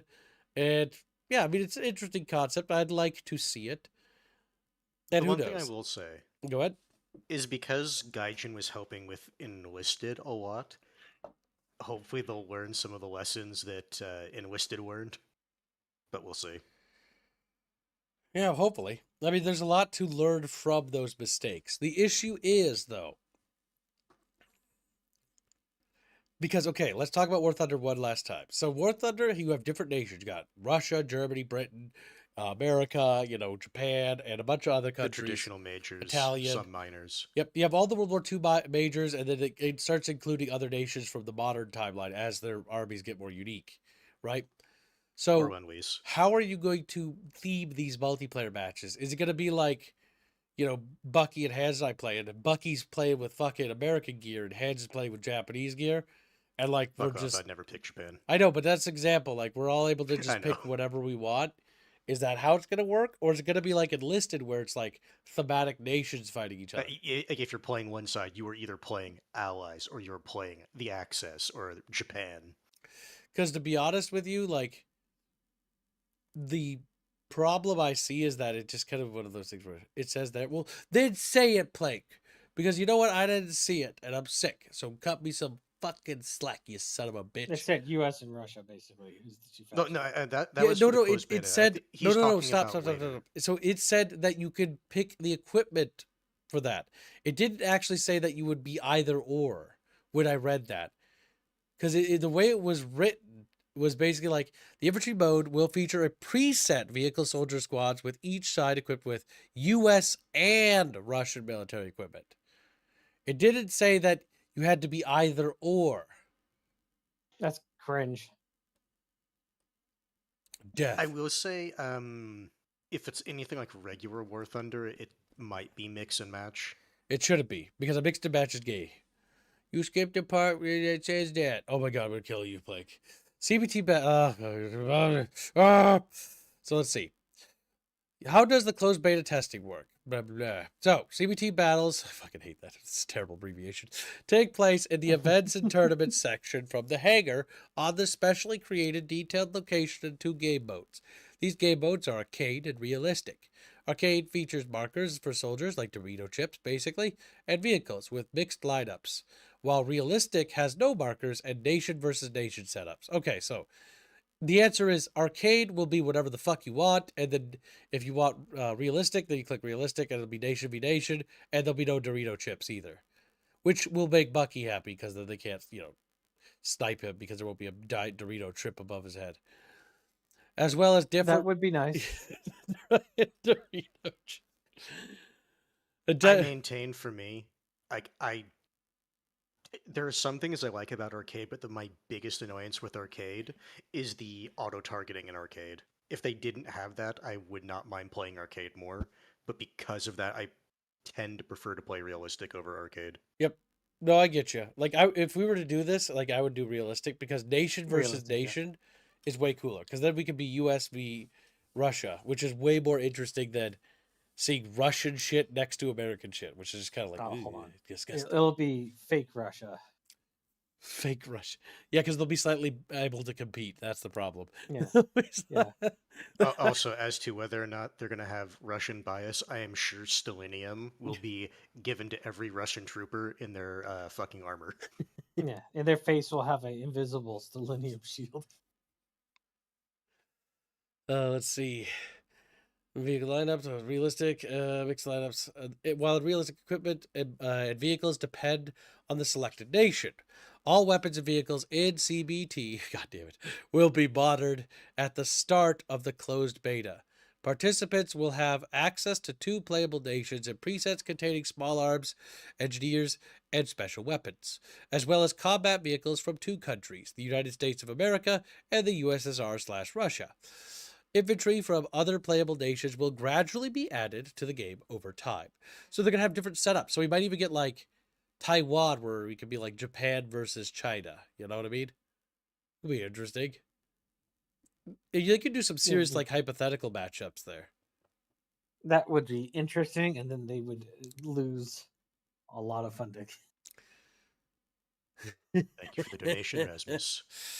I will pay you your gold 20 Donkey Kongs to screw up. Fat Shark Gibbs? Fat Shark? You mean Gaijin Entertainment? Let's double check. This isn't Fat Shark. Is it? No, who is it? It's Gaijin Entertainment. Google. Who owns Gaijin Entertainment? I know they're Russian. Beyond that, I'm not sure. Gaijin Entertainment is a privately held company owned by its founders. Privately held company in the industry, years ago, Budapest. Consolidated by a Chinese company 6 years ago. Oh, all right, never mind. Oh no, that was consolidated. I was more thinking. Could use Gaijin. Chinese company could use Gaijin to develop a mobile game and raising money. No, it's for sure that there's Chinese. Let's just see their Gaijin net. I mean, at this point, it's just a safe assumption that in games there is probably Chinese money somewhere. Gaijin is an independent video game developer established in 2002. During our successful history, we developed our own things. But it was consolidated in China. Yeah, that's the thing. Like, where do I see like the details? Controversies. All the military leaks. Days gone without a week in War Thunder. Well, I don't know. Is there these links? Because this is the AI overview, and I'm a little skeptical about it. Anton Unidetsov, owner of Gaijin. Sounds very Slavic. They're not Russian, but love bending to Chinese. Oh, great. Get fucked. Yes, probably because all those Japanese Chinese. Taiwan. That's a shame because I really would like to see like the Eastern Theater explored more, Pacific Theater, because it's more interesting. But they never do. Because people, the Chinese will get cranky. We need to hurry up and defeat China, so that way we don't have to deal with this anymore. Well, they revoked the Treaty of San Francisco. Wait, what was the treaty for San Francisco again? Oh, why don't you look it up? I was like, what the fuck is he doing? Why are you covering your screen, Gibbs? Just in case it pops up something sketchy for some reason. It turns out it's like the treaty equivalent of Lemon Party. The United Nations. Oh my god, that's just the article. Fuck, no, I'm not gonna read that. No. The Treaty of San Francisco, or as the Japanese call it, I'm pretty sure that's not what they call it. San Francisco. Oh, San Fran. Oh no, wait, sorry. San Francisco. Sorry, or no, wait, I fucking can't pronounce it right. Shizuko. San Fran Francisco. Fucking what the fuck?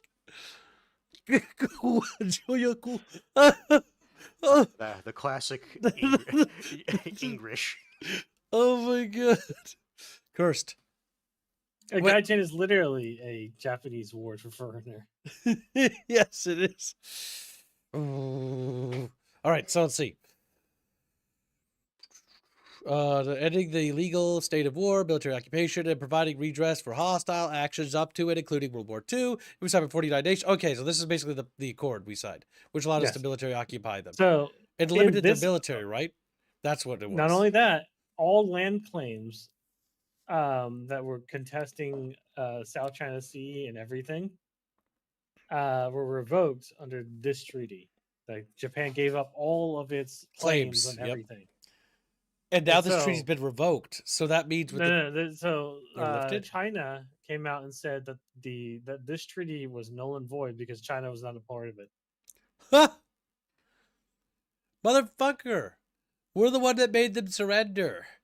Also, so all that it wasn't the communist government; it was the nationalist Chinese, that were a part of the like the talks. Or no, I don't know if the national Chinese are. They weren't even in a position to do that. They were too busy getting fucked. The big point here is that Taiwan, Manchukuo or Manchuria. Yep. All of those like locations along the fucking east of Japan, China has now accidentally claimed that Japan has claims over them again. All of a sudden, Japan's like, "We're so back, baby." You got the new Japanese prime minister go like, "The great co-prosperity sphere." The Reconquista. Let me see if I can't go find the article. The treaty came into force in April 1952. Did it ever come to a... Is the treaty still enforced? No. The Soviet Union opposed the treaty. No surprise there. Yeah, because at that point, it's just like, let's just hem them in. Exclusion of the ROC. The ongoing Chinese Civil War, and thus the question of Chinese government was legitimate, presented the dilemma to conference organizers. The United States wanted to invite the Republic of China, the ROC, on the islands of Formosa to represent China, while the United Kingdoms and the Soviet Union wished to invite the People's Republic of China, the PRC, to the mainland China, as China's representative as a compromise. Neither government was invited.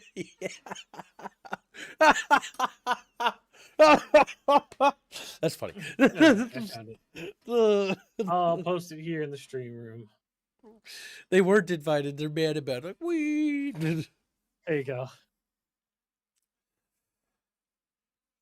Okay, let's take a look. Little bucket fishies, little bucket fishies. Let's see. Okay, so 1 second. Switch that there, switch over there. This is the Chinese representative because she's standing right here in front of a Chinese podium. So, we have never recognized... Okay, we're just going to mute it because I'm going to read over her. We've never recognized anything set out in the Treaty of San Francisco, including on the Taiwan sovereignty over sovereignty, or the handling of the territory and sovereign rights of China. As a non-signatory, China has never accepted the treaty. The 1972 Sino-Japanese Joint Statement clearly states, the government of Japan recognizes the government of the People's Republic of China as the sole legal government of China. The government of the People's Republic of China reiterates that Taiwan is an inalienable part of that territory of the People's Republic of China. The government of Japan fully understands and respects this stand of the government of the People's Republic of China. I mean, not necessarily. It is firmly under Article 8 of the Potsdam Proclamation. So, yeah, no, the issue is that doesn't, like... Yeah, so she added, she added Japan that. only recognizes that the People's Republic of China is the governing body of China currently. That's what the recognition thing was in 1972 or whatever. Yeah, they just finally recognized it because, at that point, the United Nations did not allow the PRC on board. It was actually just the ROC. Technically speaking, they were... because, to reiterate, for those who don't know, because Chatfish might be an uneducated bucketfish, because Taiwan is not a nation. There is no nation called Taiwan. It's called the Republic of China. That is the name of the nation that occupies the Republic of China, or that lives in the Republic of China.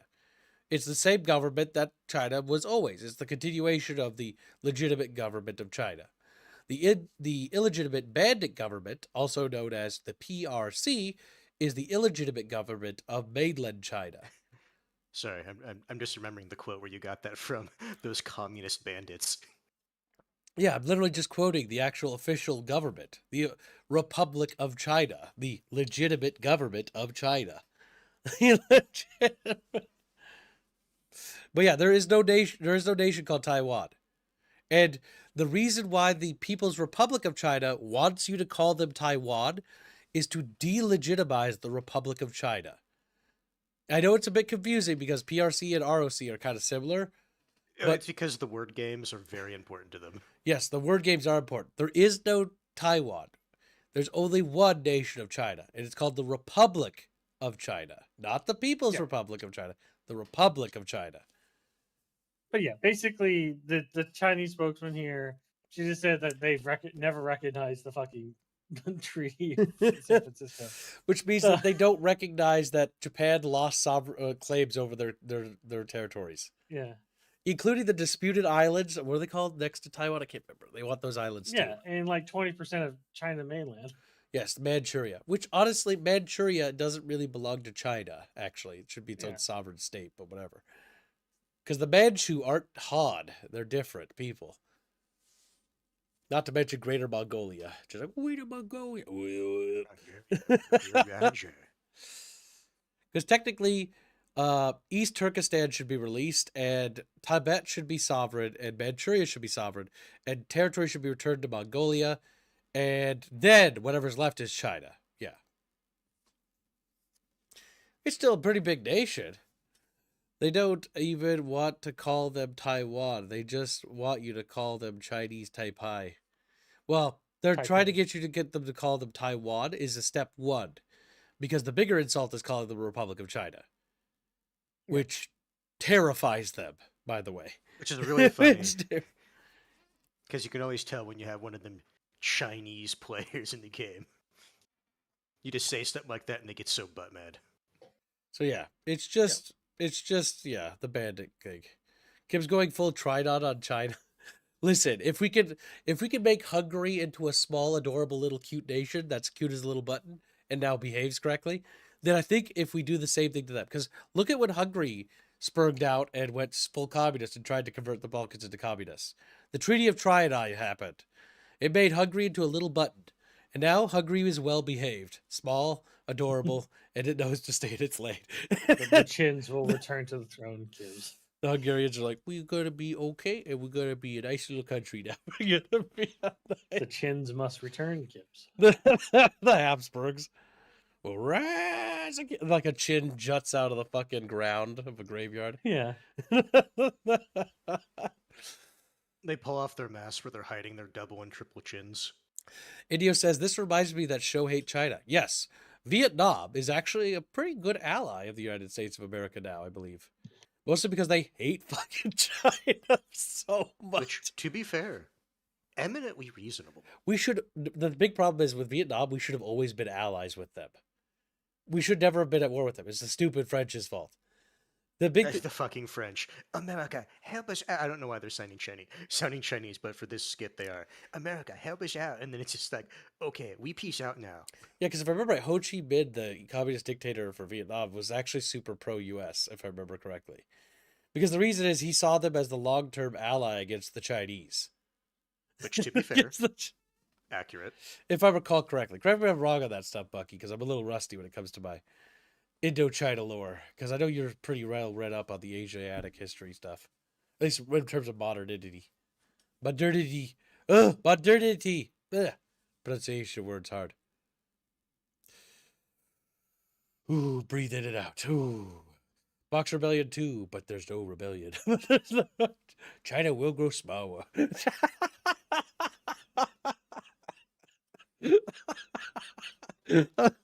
Oh, yeah, pretty much.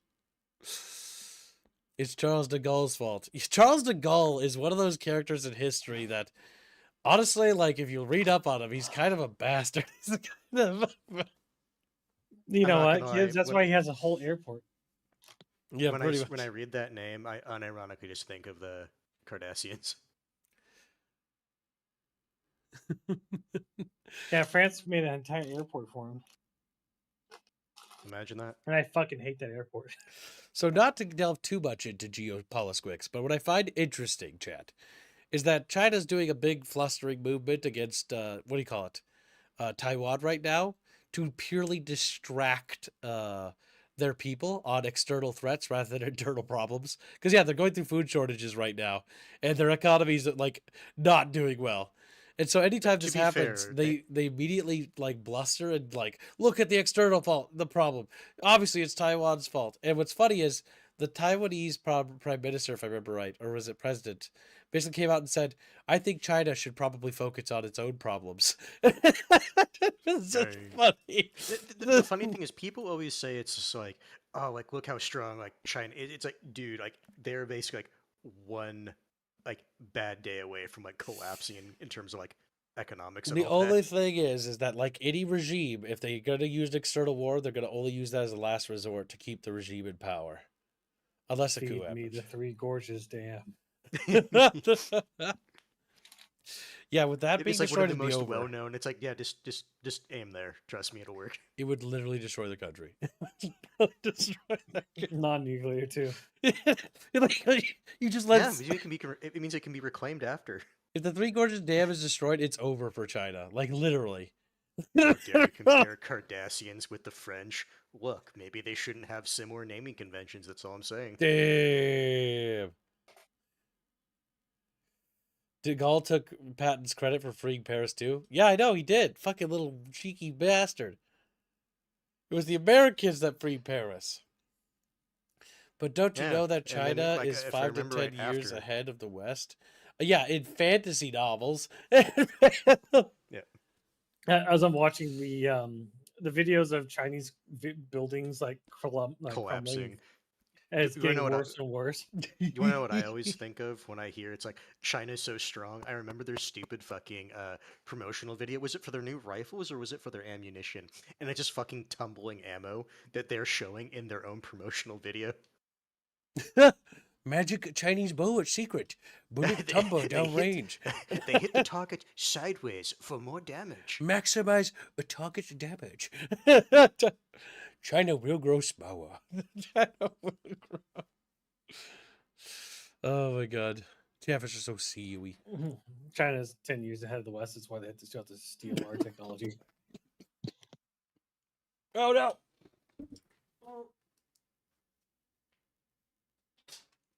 Okay. China's new $1 billion dam is already falling apart. Yeah, because the Chinese construction companies cut so many fucking corners.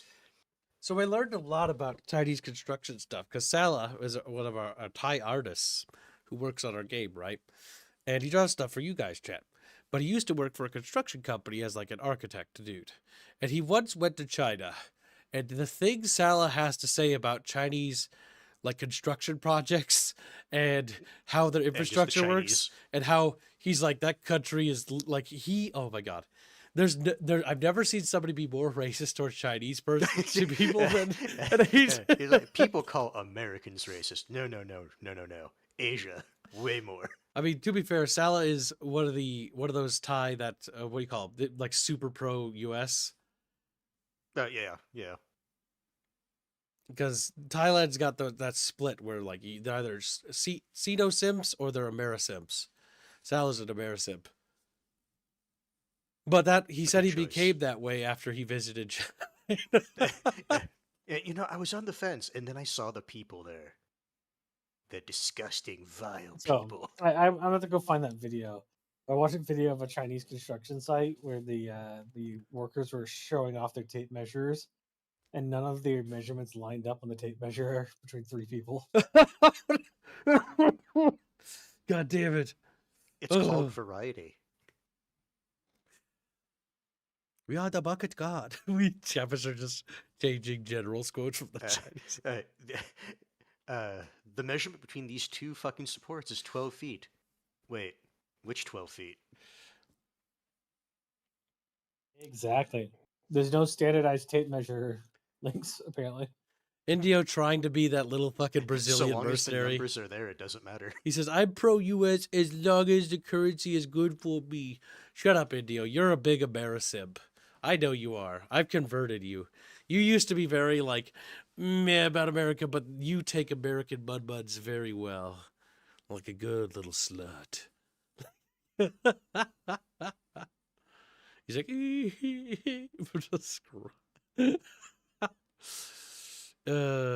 Indio, good. China will not forget Keeb. It's well within Chinese tolerance, says Splunk Jabba. Like all their shit all over Asia is awful. China has some good shit, but most of it's janky and doesn't work, says Valken.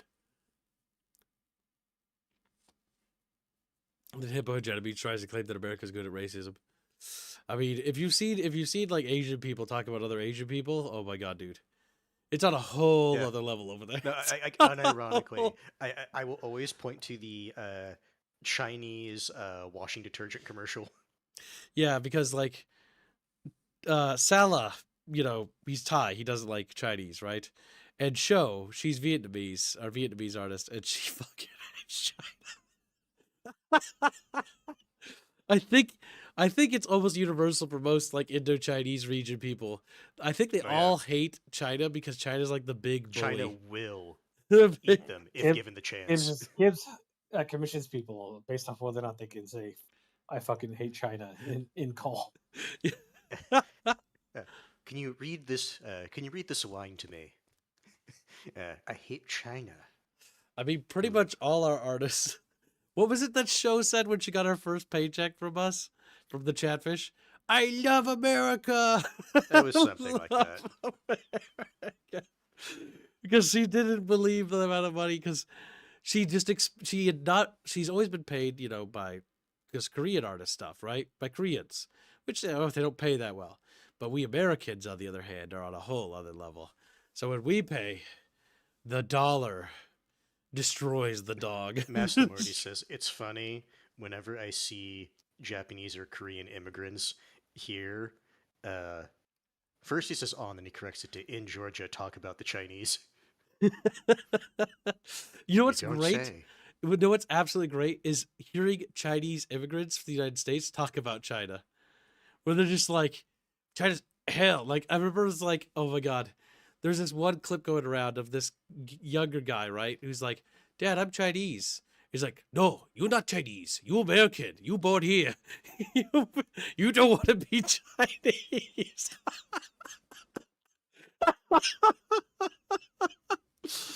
Oh, I thought that was funny. And the mom's like, yeah, you made it in America. You made it in America. Because they're first generation, talking as their second generation son. Oh my god, that was so funny. That's right. Don't just China, asshole. It's because they don't. They're like, no, you don't want to be Chinese. You don't want to be Chinese. Culture triumphs over all, Chatfishers. Tomorrow, Kibbs will wake up with rice in his mailbox. Hey, as long as it's not like, Rice. as long as it's not like the rice that I remember my uncle telling me about. Because back when like when a lot of the games industry was transitioning over there for just a bit, and that's where the effects of the games industry stuff now is. Well, a lot of like Western devs were hired to go and sort of teach people over there, right? And when they went over there, like I heard stories because I talked to my uncle. He was talking to my dad. And he talked about how in the skyscrapers there's these horrific squat toilets, and there's like piss and shit on the floor. And he was talking about how much he hated it. And then he went on a tirade talking about how he'll never fucking eat Chinese again because the rice had fucking, like when he stopped to realize there was something weird about the rice, he looked at his food that he was eating and saw that it was moving because there were maggots in the fucking rice. Don't worry, Kibbs. You get the choice. You either eat traditional Chinese cooking or traditional Indian cooking. Which one? Oh god, they're both terrible. Yeah. Which is Choose your less poison. lethal? I don't know. Like based on both, because I've had relatives that go to India and I've heard from both areas, you're both going to get the same problems. You're going to get some sort of Gutter bug or oil. parasite and shit Yep. yourself to death. Shit yourself. Not only that, like with India, at least from some of the videos, they're like really into like massive like batch cooking. So it's just like if there's something wrong with that bat, like it doesn't matter. Like it's just gonna be bad. And so Kibbs has region locked terrestrial war away from China. And you know what? My entire player base thanks me. Take sip from the Ganges. Literally dies. Literally. Cholera and every disease known to man, plus a couple of curses. Yeah, no, thing is, Americanized Chinese is delicious. Real authentic Chinese is not. It's not. Like Gutter oil, Kibbs? in our hometown, there is in my old hometown, there was this Chinese immigration family that came in first generation, and like, for the most part, they're all like super Chinese and they're kind of hard to understand. They're very nice. They very much want to be American. But like I've went to the restaurant and like the food, like when they first opened, was not very good. It was very, very like bland. And it wasn't till like later when they started trying Americanized Chinese that they realized, because I remember hearing that, they realized that authentic Chinese food was bad. So they started Americanizing their food so that it would sell better here. And they basically like overhauled the restaurant, and now it's like way better now. Because the issue is that, yeah, like it was very bland. It didn't make use of seasonings and hardly had any meat in it. And then after they Americanized, it had more meat, had more seasonings, had more taste. It was just better. Because once you Americanize it, it's just better. It's better. That better. reminds me. I need to go back to my home state where I can find that Chinese place. It's right next to the pet adoption center. Curious. What? Say it again. You heard me. Say it again, Bucky. Louder. There's a pet adoption center right next to a Chinese restaurant. And the pet adoption center is never at capacity. Coincidence? I think not. That explains where the Mongolian beef comes from. Crunchy. Oh my god. Added corn syrup to it. They didn't add corn syrup to it. You absolute goober.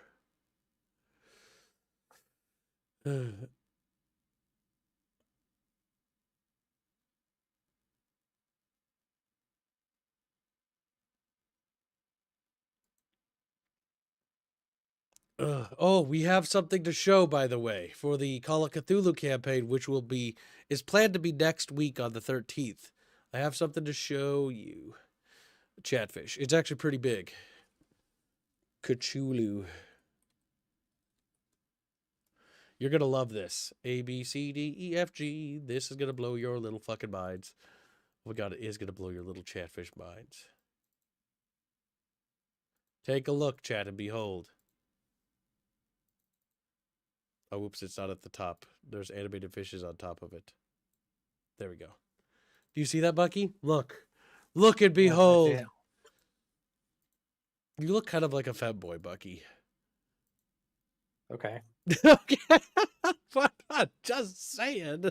What do you want from me? I think I'm the best dressed character out of all of these people. So yeah, Baphios finished our custom miniatures for our Call of Cthulhu campaign. These Schmitties, by the way, we will be releasing for Chatfish to download if you would like them. So yeah, good job, Baphios. An amazing job.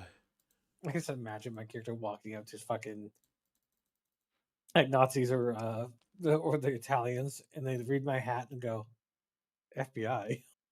Fuck is that? The fuck is that? Well, I mean, at this time, I think FBI has already been founded. I'm gonna say I know it's a new organization at this point in time. I just don't remember how new. Because Hoover is the one who helped found the FBI. Chat, are you prepared for this campaign? This is our pen and papers, chat. We have the best pen and paper campaigns. Look at that shit. Look at the quality of it. That is what peak exceptionalism looks like, chat. Behold. Like, wow, Chatfish are surprised. You know what's funny? This is for a one-shot. Oh my god. This is going to be a one-shot campaign, by the way. So it's literally just a single session. Then the next campaign is going to be the Kenshi campaign after this. The Kenshi campaign is planned to start sometime early in spring in 2026. So yeah, this will be next week for December. This is our Call of Cthulhu one-shot. And then next up will be the other thing. I want you to think about this, Gibbs. What? Your characters are, well, Hans is staring at the tentacles. He's like, pondering. Big thinkies. Well, your character is smiling. She knows what she's doing tonight. So is Pimdio. Look at Pimdio's like, Yeah, Pindio's thinking about this. Thinking. Bino's the only one who looks upset about the situation. I'm gonna say I think every character in here is smiling except mine. Yeah, he's serious. He's serious about the tentacles. Yeah, you're very into it, like on a serious level. No, I think that's more a concerned look. God damn. He's like, can it expand wide enough? Oh my god, damn, Bucky. Watch me dying on my first roll. So yes, this campaign is going to be a single shot, one shot campaign, and then after this, we're going to do the Kenji campaign. So yeah, it'll be super exciting. The thumbnail for the campaign, by the way, is done. Let me go open that while you guys look at this, so you guys can see what it looks like. Because you're just chubby little chatfishes. Like that's what we are, chubby Gib. How could you know? We're chubby wubby. Yes, chubby wubby fucking little bastards. By the way, my $250 worth of jerky arrived. You chubby fuck. You chubby. And here's the thumbnail that was finished by Licky. So yes, the Cthulhu one shot. Oh my god, this is going to be Indio's first campaign, by the way. It's going to be very interesting. Mm-hmm. I like how Bino is just represented as a fucking fox monstrosity. Will people acknowledge this in universe? No. It's just how he is. It'd be fun if they did. Who the fuck is that monstrous creature? Everyone looks around. That's my grandma. Yeah, past this person? It's like it's only one guard out of every group of people that notices. Yeah. Every other one is like, what the fuck are you talking about? He's dying. He is. Tired of it. Tired. Tired of what? I see Baphios on the left Coughing side up with phlegm. I'm tired of it. Yeah, so I was gonna say you can see a bunch of chatfish. Oh yeah, that's all the chatfish you bought onto the thumbnail. And there's Harlot and Simber on the right. Harlot and Semper, Boogie. Fuck. Deathless? There's a couple Reaper fish. I'm not sure which one. At Mythical. I'm pretty sure that's Sturm. Is that HE? Is that Harlot? Or not Harlot, sorry, Hallucinator? I'm not entirely sure. Because he had an HE hat. I think that's Cisco, Gengoid, Gregors, Baffios. That's Green Branch. I can't tell who that one is. Polly. Boulder or Slept Rock? One of the two. And then Vulpus, yeah. That's everybody. I know my chatfishes. The chatfishes are weird. What gave me away, Bucky? Yeah. What gave him away to you, Bucky, for Harlot? He wants to know.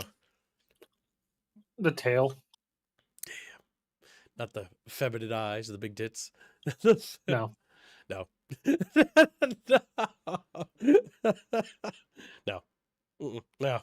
No. Not happening. Not gonna happen. All right, chat. I think, let me just double check, but I think that wraps up about everything. Jammies. Also, I have one more squeak peek to show my chatfishes.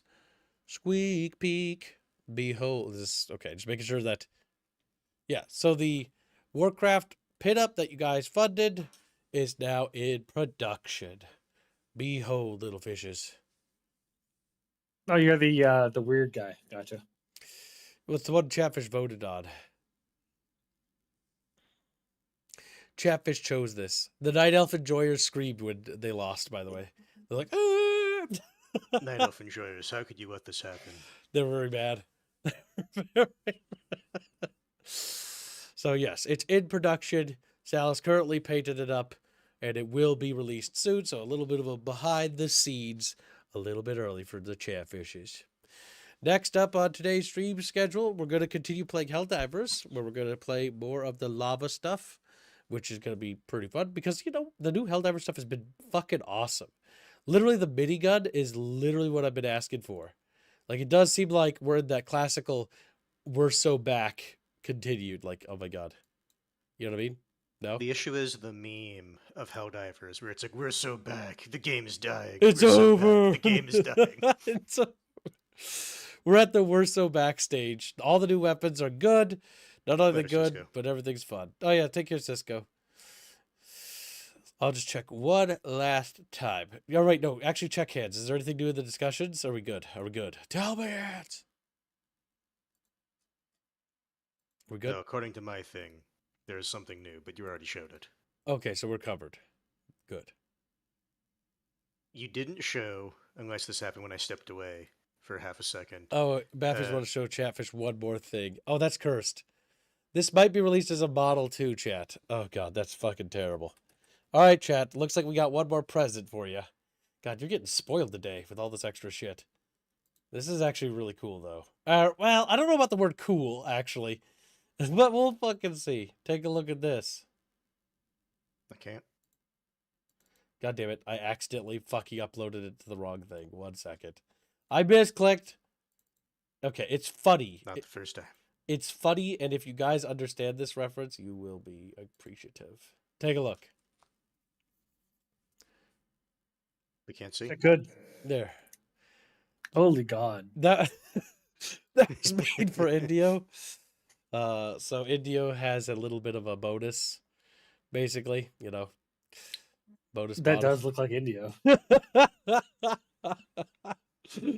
That was made, by the way, because when we rolled the character stats for the Call of Cthulhu campaign, Indio did not roll particularly well for his character's appearance, and canonically, his character is quite ugly. Yes, because it would have been cheating if you just gave free stuff to Indio of all people. Yeah, so Indio rolled his character. His character is all right, but his character's like charisma and appearance is not so good. I don't even remember my stats. I'd have to look them up. Aerith is not My very stats are good at pretty anything. good. She's only cute. Like, she's cute, and that's about it. She's literally just trophy wife material. She's literally just trophy. My character has a lot of money and a lot of experience. being a squirrel. Squeak, squeak. Sort of. Entirely accurate, Kib. Us Buckies are known for being little squirrel guys. All right, Chatfish. Now that we've completed this podcast, we will see you in the Helldivers stream. Thank you for your generous donations, and thank you for hanging out. We'll see you shortly, chat. Goodbye. Later.